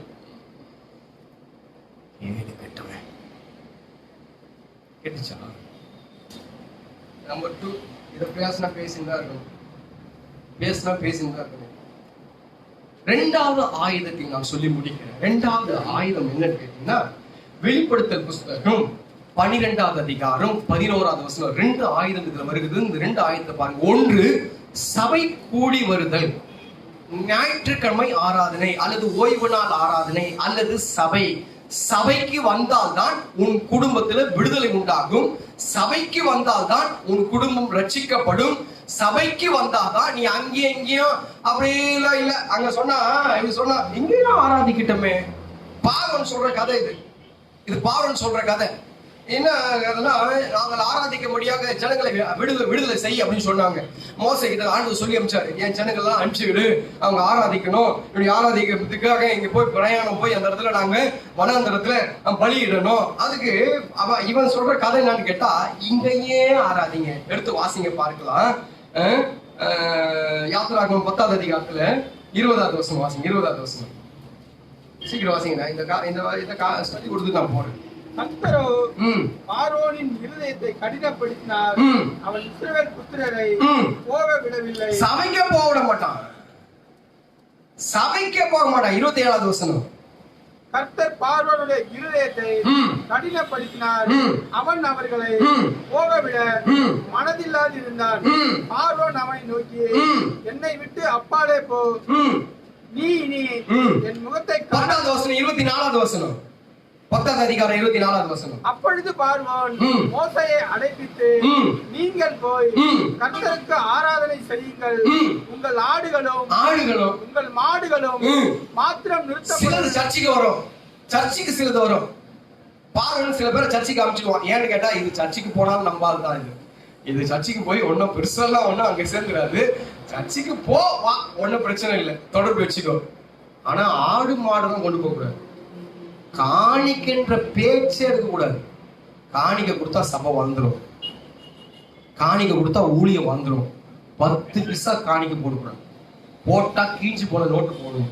பாதி நோட்டு இந்த வாரம், பாதி நோட்டு அடுத்த வாரம். 50 பைசா காணிக்க 50 பைசா காணிச்சு யாருன்னா சேர்த்து வைக்கணும் சொல்லுங்க, என்கிட்ட இருக்கு. பார்வோன் ஆவி இதெல்லாம். ஒண்ணு நீ போக கூடாது, சபைக்கே போக கூடாது. கமிட்மெண்ட் அங்கங்க வேலை வேலை எல்லாத்தையும் வேலை கரெக்டா வச்சிடுவான். சபைக்கு போக கூடாது. நீ சபைக்கு போற வேலை வச்சுக்க. பார்வோன் சொல்றான், சரி சபைக்கு போறியா, காணிக்க போக கூடாது. ஆடு மாடுலாம் மிருகச்சீவன்லாம் இங்கதான் இருக்கணும். இது ஒரு ஆவி. இன்னொரு ஆவி 10ஆவது அதிகாரத்துல 7ஆவது வசனத்தை சொல்லுது. 7ஆவது வசனம். பார்வோன் விசாரித்து, அப்பொழுது பார்வோனுடைய ஊழியக்காரர் அவனை நோக்கி, எந்த மட்டும் இந்த மனிதன் நமக்கு கண்ணியா இருப்பான், தங்கள் தேவனாகிய கர்த்தருக்கு ஆராதனை செய்ய அந்த மனிதரை போகவிடும், எகிப்து அழிந்து போனதை நீர் இன்னும் அறியவில்லையா என்றார்கள். 11ஆவது வசனம். அப்படி வேண்டாம், புருஷராகிய நீங்கள் போய் கர்த்தருக்கு ஆராதனை செய்யுங்கள், இதுதானே நீங்கள் விரும்பி. இப்ப அடுத்தது ஒரு காரியம் நடக்குது. என்னன்னு கேட்டா, சரி சர்ச்சைக்கு போனோமா, நீ ஒண்ணி போ, நான் வரமாட்டேன். வீட்டுல ஒண்ணு நிக்குது, எல்லாரும் வீட்லயும் ஒண்ணு நிக்குது. குடும்பமா சர்ச்சைக்கு வந்து உங்களுக்கு சோத்துரும், கர்த்தர் ஆசீர்வதிக்கட்டும். ஆனா வீட்டுல ஒண்ணு நிக்குது. இது எப்போ சர்ச்சைக்கு வரும்? இது எப்போ சர்ச்சைக்கு வரும்? இது நிக்க வச்சது யார் தெரியுமா? மிஸ்டர் சாத்தான். எல்லா வீட்லயும் ஒண்ணு நிக்கும். நீ கணக்கு போட்டு பாருங்க, ஒண்ணு நிக்கும். வீட்டுல ஒண்ணு நிக்கும். ஒண்ணு மாமியார் வராது, ஒண்ணு மாமனார் வர மாட்டாரு, அல்லது புருஷன் வர மாட்டாரு, அல்லது மனைவி வராது, அல்லது பிள்ளைங்களை யாராவது ஒருத்தர் கட் ஆகும், அல்லது எங்கயோ ஒண்ணு அப்படி நிக்கும். நீ மட்டும் போ, நீ மட்டும் போ. மிருக ஜீவன் எடுத்து போவாது, காணிகள் எடுத்து போவாது. நீ மட்டும் போ, அவர் இங்கே கட்டும் செக்கு. ஏன்னா இவனை புடிச்சு வச்சா, அதான் சொன்னான், இவனை புடிச்சு வைக்கிறேன். யோசிப்பு சொன்ன காரியம், இவனை புடிச்சு வச்சா அவன் அங்கிருந்து வருவான்ல, அவனை போய் கண்ணில் காட்டு, அதுக்கப்புறம் நான் விடுறேன். அந்த அரஸ்டான ஆளை எப்ப கூட்டம் போறீங்க? நீங்க மாத்திரம் பரவத்துக்கு போனா ஓகேவா? அரஸ்டான ஆள் யாரு? உங்க வீட்டுல அரஸ்டான ஆள் ஒரு ஆள் நிக்குது பாருங்க. வீட்டுல இன்றைக்கு கணக்கு போட்டு போறேன், கொஞ்சம் கண்ணை மூடி ஒரே ஒரு நொடி யோசித்து பாருங்க. யாரோ ஒருத்தர் நிக்கிறாங்க. அம்மா வரல, நம்ம தம்பி வரல, நம்ம அண்ணன் வரல, நம்ம அப்பா வரல, மனைவி வரல, புருஷன் வரல, யாரையும் ஒருத்தர் நிக்க வச்சுக்கலாம். சத்தியம் போய் சேரவே இல்லை, சத்தியம் போய் சேரவே இல்லை. இதுக்கு இடையில நானே சரியா வர முடியல. அவருடைய ஆவியர் சபைக்கு வந்தால் விடுதலை. நம்பர் 2 2வது காரியத்தை சொல்றேன். நான் இப்ப சொன்ன வெளிப்படுத்த புத்தகத்துல வாசிங்க. 12:11 வாசிங்க.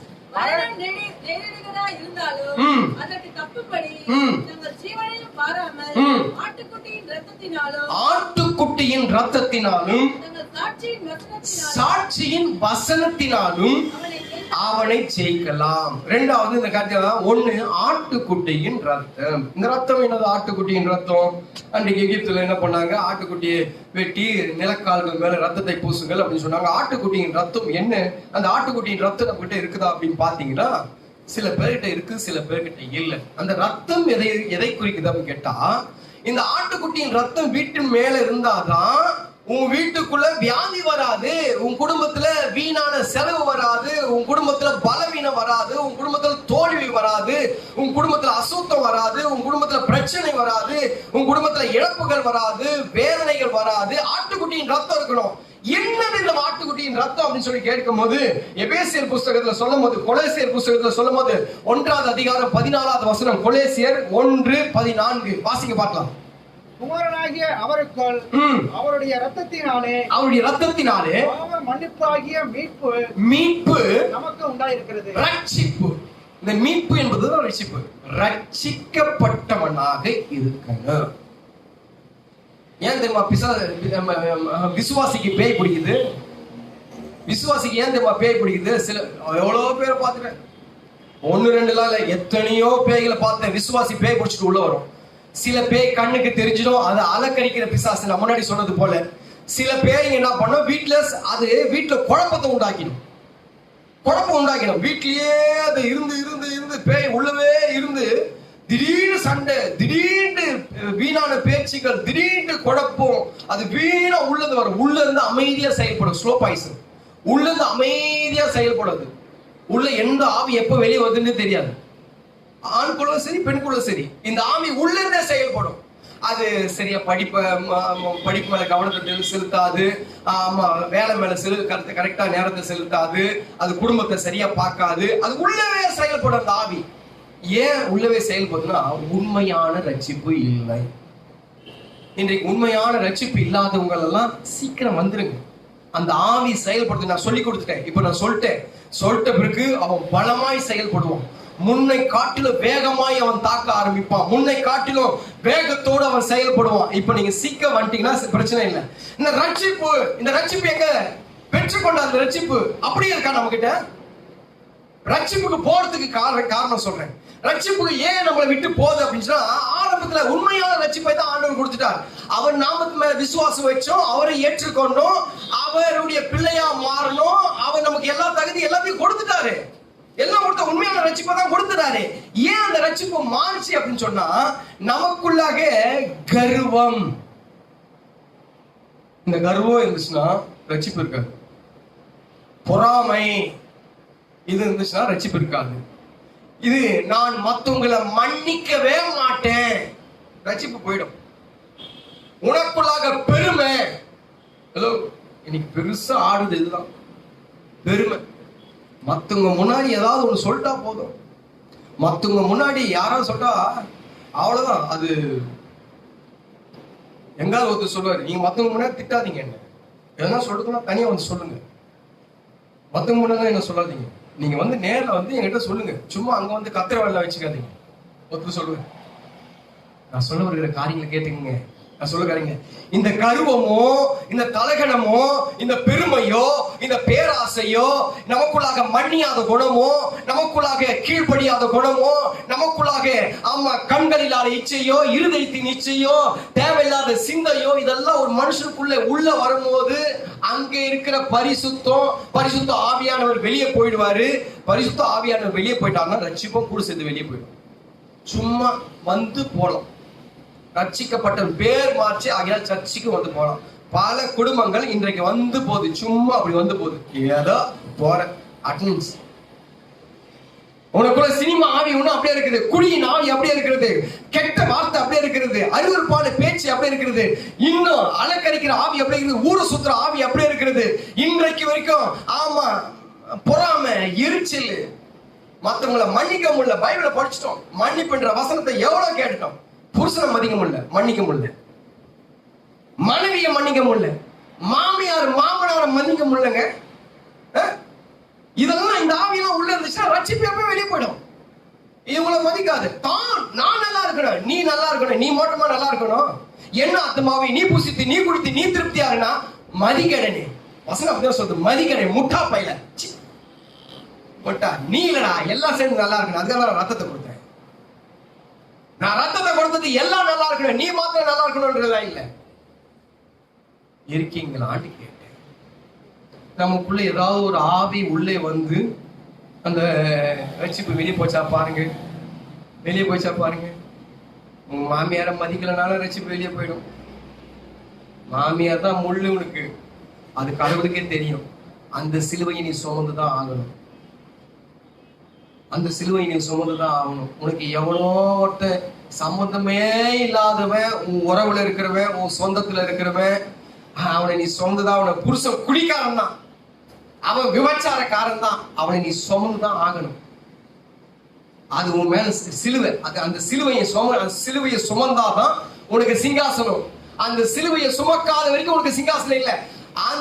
அது உள்ளே வந்த பிறகு அது மதியாத, கீழ்படியாத, மன்னிக்க முடியாத, அல்லது அருவருப்பா பேசி, அசிங்கமா பேசி உள்ள வந்துடுச்சுன்னா இந்த ரட்சிப்பு அப்படியே எப்படி வந்துச்சோ அப்படியே போயிடும். ரட்சிப்பு வந்த உடனே பாருங்க, கண்ணு சுத்தமாயிடுச்சு, வாய் சுத்தமாயிடுச்சு, நெஞ்சு சுத்தமாயிடுச்சு, சிந்த சுத்தமாயிடுச்சு, நட சுத்தமாயிடுச்சு, பேச்சு சுத்தமாயிடுச்சு, எல்லாம் சுத்தமாச்சு. ஆனா உள்ள வர வர வர வர வர வர வர இது அப்படியே வெளியே போயிடும். பல குடும்பத்துல பல பேருக்கு இது வெளியே போயிருக்கு. இன்றைக்கு அந்த ரட்சிப்பை மறுபடியுமாய் கூப்பிட்டு வச்சுக்கங்க. வச்சீங்கன்னா அது ஒரு பெரிய ஆயுதமா இருக்கு. ரட்சிக்கப்பட்டவனை பிசாசு தொடாது. எவனுடைய நிலக்கால்கள் மேல ஆட்டுக்குட்டியானுடைய ரத்தம் பூசப்பட்டதோ சங்கார தூதன் அதை கடந்து போவான், தொடமாட்டான். அப்படிதான் வசனம் சொல்லுது, தொடமாட்டான். உன் வீட்டுக்குள்ள வராது, அந்த ஆவி வராது, அது வெளியே நிற்கும். ரட்சிக்கப்பட்ட வீடு. பேய் ஓட்டிட்டு போகும்போது சொல்லுவாங்க, 3வது வீட்டுல 2வது வீட்டுல சொல்லுவாங்க, எத்தனை பேய் ஓட்டுறீங்க? வீட்டு வாசல்ல வந்து நிக்குது. ஓட்டுன 4, ஏன் என் வீட்டு வாசல்ல வரல? எங்க அம்மாட்ட கேட்பாங்க, ஏம்மா நேற்று அமாவாசை எத்தனை பேய் போட்டு வந்தீங்க? எல்லாம் என் வீட்டுல வாசல்ல வந்து கத்து நிக்குது. அட்ரஸ் சொல்லி அனுப்ப வேண்டியதானே? சிம்சோன் வீடு பக்கத்துல வர தைரியம் தான் வரட்டும். வராது, வராது. ஏன்னு கேட்டா ரட்சிப்பின் ஆவி உள்ள இருக்கு. ஒரு மனுஷனுக்குள்ளாக ரட்சிப்பின் ஆவி இருந்தா பேய் 4வது வீட்டுல நிற்கும்.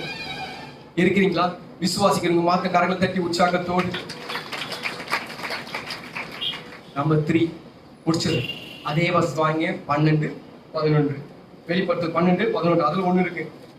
சீக்கிரம் வாசிங்க, முடிக்கலாம். மரணம் நேரிடுகிறதா இருந்தாலும் அதற்கு தப்பும்படி தங்கள் ஜீவனையும் பாராமல் ஆட்டுக்குட்டியின் ரத்தத்தினாலும் தங்கள் சாட்சியின் வசனத்தினாலும். அடுத்தது என்னன்னு கேட்டா, 1 சபை, ஆமா தேவனுடைய ஆலயம், 2வது ரட்சிப்பு, 3வது வசனம். காலைல பைபிள் படிச்சவங்க எத்தனை பேரு அப்படின்னு கேட்டோம்னா அநேகர் முகத்துல விளக்கெண்ணெய் வடியும். காலையில இருந்து பைபிள் படிச்சீங்களா, இருக்கிறீங்களா அப்படின்னு கேட்டா ரொம்ப பேர் மூஞ்சில விளக்கெண்ணெய் வடியும். ஏன்னா பைபிள் படிக்கிறதுக்கு நேரம் இல்லை. பைபிள் படிக்க நேரம் இல்லாத உன் வீட்டில அவனுக்கு நிரந்தரமாய் ஒரு சிங்காசனம் உண்டு. இருக்கீங்களான்னு கேட்டேன். பைபிள் வாட்ல வசனம் இல்ல. இன்றைக்கு ஆவிக்குரிய மண்ணா இன்னைக்கு கொடுக்கல அப்படின்னும் போது இங்க ஒரு சிங்காசனத்தை போட்டு வீட்டுல அவன் கால் மேல காலை போட்டு உட்காருவான். வசனம் இருக்கா? ஏன்னா சத்தியத்தை அறிவீர்கள், சத்தியநாமம் விடுதலை ஆக்கிடும். சத்தியம் உள்ள விடுதலை ஆக்கும். இயேசு கிட்ட ஆண்டவர் கிட்ட போய் நிக்கிறான். ஆண்டவர் இயேசு கிறிஸ்து கிட்ட போய் நிக்கிறான் பிசாசு நிக்கும் போது, ஏய் வாடா சண்டைக்கு, இயேசு கத்தியத்தனடா அப்படி சொல்லல. வசனத்துலதான் சண்டை போட்டான். எப்படி சண்டை போட்டான்? லூக்கா 4வது அதிகாரம். நீ மத்திய எதுனாலும் 4வது அதிகாரம் வரும், லூக்கா வந்தாலும் 4வது அதிகாரம் வரும். 3வது 4வது வசனத்துல எதனால வாசிங்க. அப்பொழுது சோதனைக்காரன் அவரிடத்தில் வந்து, நீ தேவனுடைய குமாரனே ஆனால் இந்த கல்லுகள் அப்பங்கள் ஆகும்படி சொல்லும் என்றான். கல்லுகள் அப்பமாகும்படி சொல்லும் அப்படின்றான். இப்போ ஆண்டவர் யோசிக்கிறாரு, எங்க கொடுத்திருக்குது? சரி நீங்க யோசிங்க. இயேசு யோசிக்கிறதெல்லாம் இருக்கட்டும். கல்லுகள் அப்பமாகும் எங்க இருக்குது? இது தெரிஞ்சாலும் நாங்க பாஸ் ஆயிட்டு இருப்போம். இது தெரிஞ்சதால நான் பாஸ் இருக்கு. கல்லுகள் அப்பமாகும் சொல்லி பைபிள்ல போட்டுருக்குல்ல. நமக்கு தெரியல. பாருங்களேன், பாருங்க, நமக்கு தெரியாத விஷயம் அவனுக்கு தெரியும். நம்ம எப்பவுமே பைபிள் வச்சு பார்க்கிறோம். யாரோ ஒரு சகோதரர் இருக்காங்களா, பைபிளே என்ன பண்றேன், பைபிள் படிக்கிறேன், என்ன பண்றேன், பைபிள் சும்மா கவலை உள்ளது. பைபிள் படிச்சா சொல்லு, இப்போ சொல்லு 15,000 ரூபாய் தரேன், 20,000 ரூபாய் தரேன், 25 ஒருத்தரும் 30. நமக்கு தெரியாது. உபாகம் புஸ்தகம் 8வது அதிகாரம் 3வது வசனம். அவர் உன்னை சிறுமைப்படுத்தி உன்னை பசையினால் வருத்தி மனுஷன் அப்பத்தினாலே மாத்திரமல்ல கர்த்தருடைய வாயிலிருந்து புறப்படுகிற ஒவ்வொரு வார்த்தையினாலும் பிழைப்பான் என்பதை உனக்கு உணர்த்தும்படிக்கு நீயும் உன் பிதாக்களும் அறியாதிருந்த மன்னாவினால் உன்னை போஷித்தார். இங்க ஒரு அடி அடிக்கிறார் அவரு. எப்பா, இந்த வசனம் இங்க போட்டுருக்குதுப்பா பழைய ஏற்பாடுல. இந்த வசனம் இங்க போட்டிருக்கு, டக்குன்னு எடுக்கிறான், இன்னொரு வசனத்தை எடுக்கிறான். பாருங்க, 6வது வசனம், 4வது அதிகாரம் 6வது வசனம். சீக்கிரம் வாசிங்க, நாங்க முடிக்கிற வாசிங்க. நீர் தேவனுடைய குமாரனே ஆனால் ஆட குதியும், ஏனெனில் தம்முடைய தூதர்களுக்கு உம்மை குறித்து கட்டளையிடுவார். உமது பாதம் கல்லில் இடராதபடிக்கு அவர்கள் உம்மை கைகளில் ஏந்தி கொண்டு போவார்கள் என்பதாக சொல்லிடுவோம். எங்க இருக்குது இது? சங்கீதம் இருக்கு. இதெல்லாம் நமக்கு தெரியும். அப்போ நான் சொல்ல வருகிற காரியம், நான் சீக்கிரமா போறேன். ஆமா, கேள்வி பதில இருக்குது. ஏன்னா அவன் கேட்ட கேள்விக்கெல்லாம் பின்னாடி பதில் இருக்கு. ஒன்றுக்கொன்று சோடு இல்லாமல் போவாது, ஒன்றுக்கொன்று எல்லாவற்றுக்கும் சோடு இருக்கும். அவங்க சொன்னதுக்கெல்லாம் எல்லாத்துக்குமே. அப்போ பைபிள் உள்ள இருந்துச்சுனாதான் ஆண்டவர் அன்னைக்கு மோசையை பார்த்து சொன்னார், ஒரு பெரிய கூட்டங்கள் வருகிறது, முன்னாடி செங்கடல் வருகிறது. ஆண்டவர் பார்த்து சொன்னாரு, ஆண்டவரே இப்படி எல்லா கல்லறியை பாக்குறாங்களே, என்ன இப்படி எல்லாம் ஒரு காரியத்தை பண்ணிட்டீங்க அப்படின்னு சொல்லி மோசை கேட்கும் போது ஆண்டவர் மோசைக்கு ஒரு பதில் சொன்னார். மோசை, என்னிடத்தில் முறையிடுகிறது என்ன? கையில என்ன கொடுத்திருக்கிறேன்? கோல் கொடுத்திருக்கிறேன். அது ஓங்கி நீட்டு, கோலை ஓங்கி நீட்டு. அப்போ ஒரு அசுத்த ஆவியை விரட்டுறதுக்கு வசனம் தான். சாவுக்கு ஏதுவான யாதொன்றை குடித்தாலும் என்ன என்ன பண்ணாது, சேதப்படுத்தாது. வசனம் சொல்லுது. நீனா எனக்கு ஃபுட் பாய்சன் உண்டாக்க முடியும்? என்ன ஃபுட் பாய்சன் உண்டாக்க முடியும்? போன வாரத்துல ஃபுட் பாய்சன் ஆயிடுச்சு.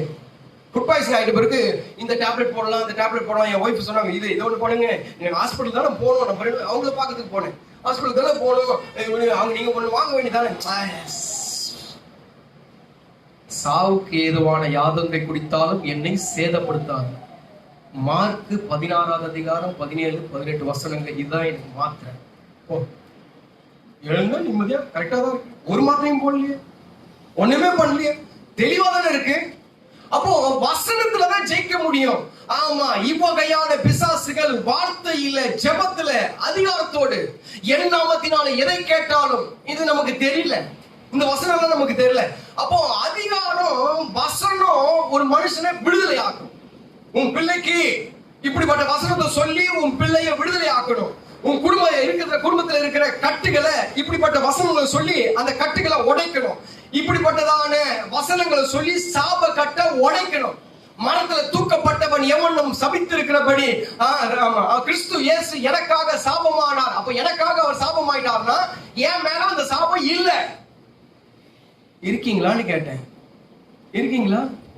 ஏன் மேல அந்த சாபம் இருக்க கூடாது அப்படின்னா இந்த வசனம் எனக்கு தெரியணும். எந்த வசனம் எனக்கு தெரியணும்? இந்த வசனம், கிறிஸ்து இயேசு எனக்காக சாபமானார் என்ற வசனம் எனக்கு தெரியணும். பைபிள படிங்க, சபைக்கு வாங்க, ரட்சிக்கப்பட்டிருங்க. இந்த 3 காரியங்கள் உன்னை சார்ந்திருக்கும் போது எந்த அசுத்த ஆவியும் உனக்கு தொடாது. எல்லாம் முழங்கால். எத்தனை பேர் கடைபிடிக்க போறீங்கன்னு எனக்கு தெரியல, எத்தனை பேர் கை கொள்ள போறீங்கன்னு சொல்லி எனக்கு தெரியல. ஆகினால்தான் நேரம் எடுத்தாலும் இந்த வார்த்தைகளை என்னால முடிஞ்ச வரைக்கும் சொல்றதுக்கு காரணம், என்னால முடிஞ்ச வரைக்கும் அந்த காரியத்தை சொல்லிட்டேன். அவர் சகலத்தையும் மாற்றுவார், சகலத்தையும் மாற்றுவார். அசுத்த ஆவிய தரத்துக்கும் பிசாசு உன் குடும்பத்தில் இருக்கிற பிசாச தரத்துக்கும் ஒரு பெரிய வரம் பெற்ற ஊழியக்காரன் தேவையில்லை. விசுவாசிகளால் நடக்கக்கூடிய அடையாளங்கள் யாவன? மார்க் 16வது அதிகாரத்தில் எடுத்து பார்த்தீங்கன்னா நீயே பிசாச உரட்டலாம். அம்மா வயிற்றுல தான் அந்த வரத்தை வாங்கிட்டு வந்து வரத்தை எப்படி வாங்கினேன்? 50 வருஷத்துக்கு முன்னாடி அந்த வரத்தை வாங்கினேன். நான் ஆலயத்துக்கு போறதை என் மூச்சா நினைச்சேன். கர்த்தருடைய கிருபையில 20 வருஷம் ஆச்சு ரட்சிக்கப்பட்டு. ஒரு நாள் கூட நான் சபையை மிஸ் பண்ணதே இல்லை. தைரியமா காலர் தூக்கி சொல்ல முடியும். ஒரு நாள் கூட. என்னை பார்த்து ஏங்க பிசாசு பயப்படாது? என்னை பார்த்து எப்படி பயப்படாது பிசாசு? ரட்சிக்கப்பட்ட 20 வருஷத்துல ஒரு நாள் கூட நான் சபையை மிஸ் பண்ணல. தம்பி, தங்கச்சி, சகோதரா, சகோதரி, தேவனுடைய பிள்ளையை கொஞ்சம் உன்ன கணக்கு போட்டுப்பார். என் வீட்டுல அசுத்த ஆவி, என் வீட்டுல இழப்பு, என் வீட்டுல நஷ்டம், என் வீட்டுல ரட்சிப்பு இல்லை, என் வீட்டுல எத்தனை நாள் சபையை விட்ட? தேவனுடைய ஆராதனை எத்தனை நாள் விட்ட? சபை கூடி வருகிறதுல எத்தனை நாள் விட்ட? இன்றைக்கு இந்த காரியத்திலிருந்து வெளியே வாங்க. இந்த காரியத்திலிருந்து வெளியே வாங்க. இன்றைக்கு ஒரு தீர்மானத்துக்குள்ள வருவேன். உயிரே போனாலும் சபையில தான் போகும். உயிரே போனாலும் சரி, சபையில தான் போகணும். ஆண்டவரே, உம்மையும் என்னையும் பிரிக்கிற எந்த ஆசீர்வாதமா இருந்தாலும் சரி, அது எனக்கு தேவையில்லை. ரட்சிப்பு விலையேறப்பெற்றது. விலையேறப்பெற்ற ரட்சிப்பு. சின்ன விஷயத்துக்காக அது தூக்கி குப்பையில போட்டுட்டோம். சின்ன விஷயத்துக்காக, சின்ன கோபம், சின்ன எரிச்சல், சின்ன ஆசை, சின்ன மோகம், சின்ன சின்ன விஷயத்துக்கு மன்னிக்க முடியாத குணம், எரிச்சலான குணம், பெருமை, மத்தவங்க முன்னாடி நம்மளை அசிங்கப்படுத்திட்டாங்களேன்ற ஒரு சின்ன சின்ன காரியத்துக்கு. ரட்சிப்பு என்பது என்ன தெரியுமா? இயேசு. யார் தெரியுமா? ரட்சிக்கப்பட்டவன் இயேசு. நான் இயேசுவா வாழணும். உன் ஸ்தானத்துல இயேசு நின்றா எப்படி நிப்பார்? காரி துப்புனா மறுபடியும் அவர் ஊமுச்சில துப்புவாரா?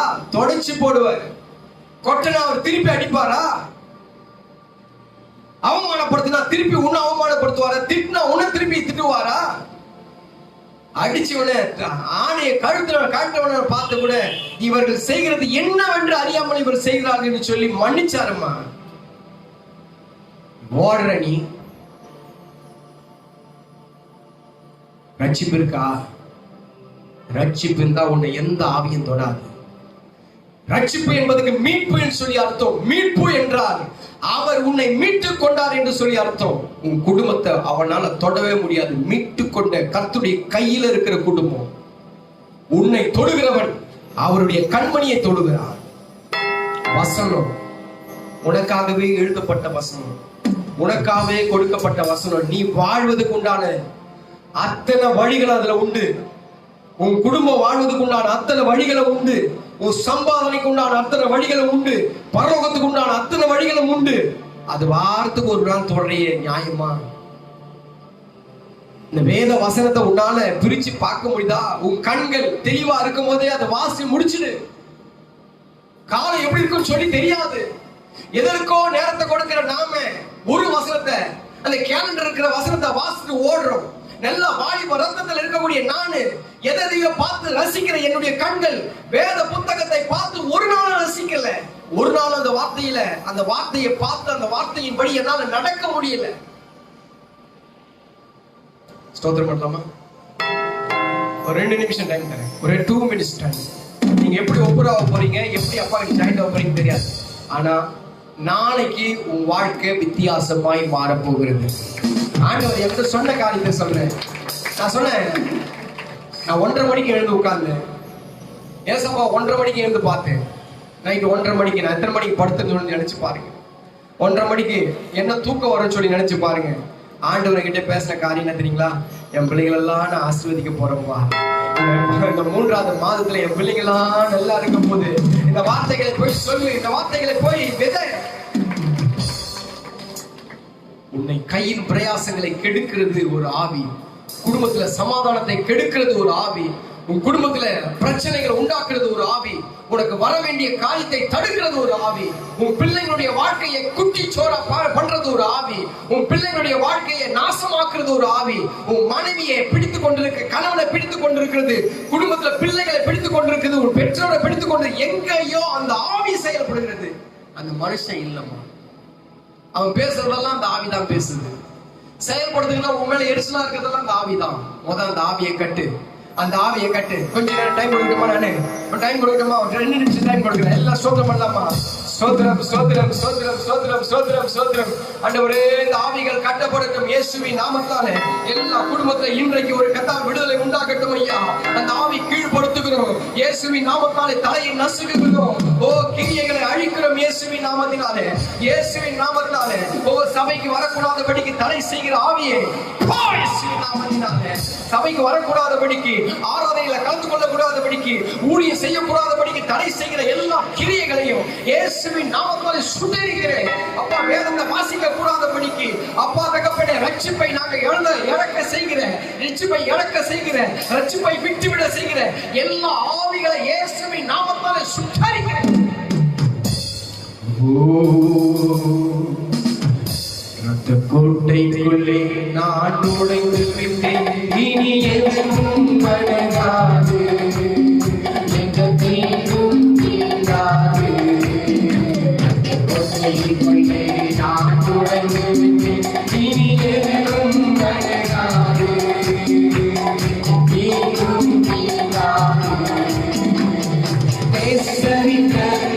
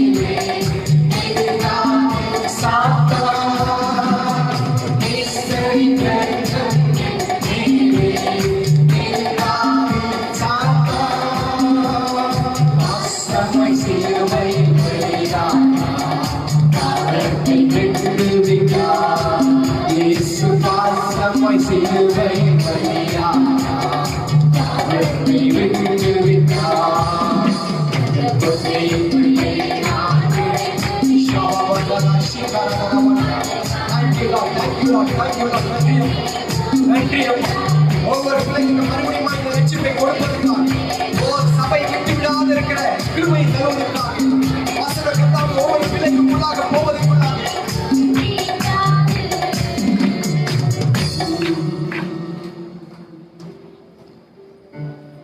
பாட்டு கேளுங்க. ஆண்டவரே, இந்த நாள்ல இருந்து நான் சபையை விடக்கூடாது, ஆராதனையை விடக்கூடாது.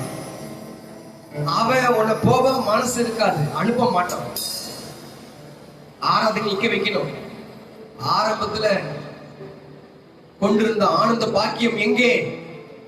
உன்னை விட மாட்டான். கமிட்மெண்ட் வைப்பான், உனக்கு வேலையை வைப்பான், குடும்பத்துல யாரையாவது வியாதி படுக்கையில படுக்க செய்வான். எங்கேயோ ஒரு கல்யாணம், எங்கேயோ ஒரு கச்சேரி, எங்கேயோ ஒரு வேலை, எங்கேயோ ஒரு அவமானம், எங்கேயோ ஒரு காரியம் உன்னை சபைக்கு போகாமல் தடுக்க செய்யும். இது ஆவி. இரண்டாவது, ரட்சிப்பை காத்துக்கொள். கனி கொடுக்கிற மரத்துக்கு தான் கல்லடி. உன் வாழ்க்கையில கல்லடி வரும். உன் வாழ்க்கையில பல காரியங்கள் வாழும். அதுக்கு காரணம் என்ன தெரியுமா? எப்படியாவது ரட்சிப்பை உன்னை விட்டு எடுத்து போடணும். மூன்றாவது வசனம் உனக்கு கசக்கும். பல மணி நேரம் எவனோடாவது நீ சாட் பண்ணுவ. பேஸ்புக்ல உன் போட்டோவை போட்டு லைக்குக்காக நாய் மாதிரி நாக்க தொங்க போட்டு ஏங்குவேன்.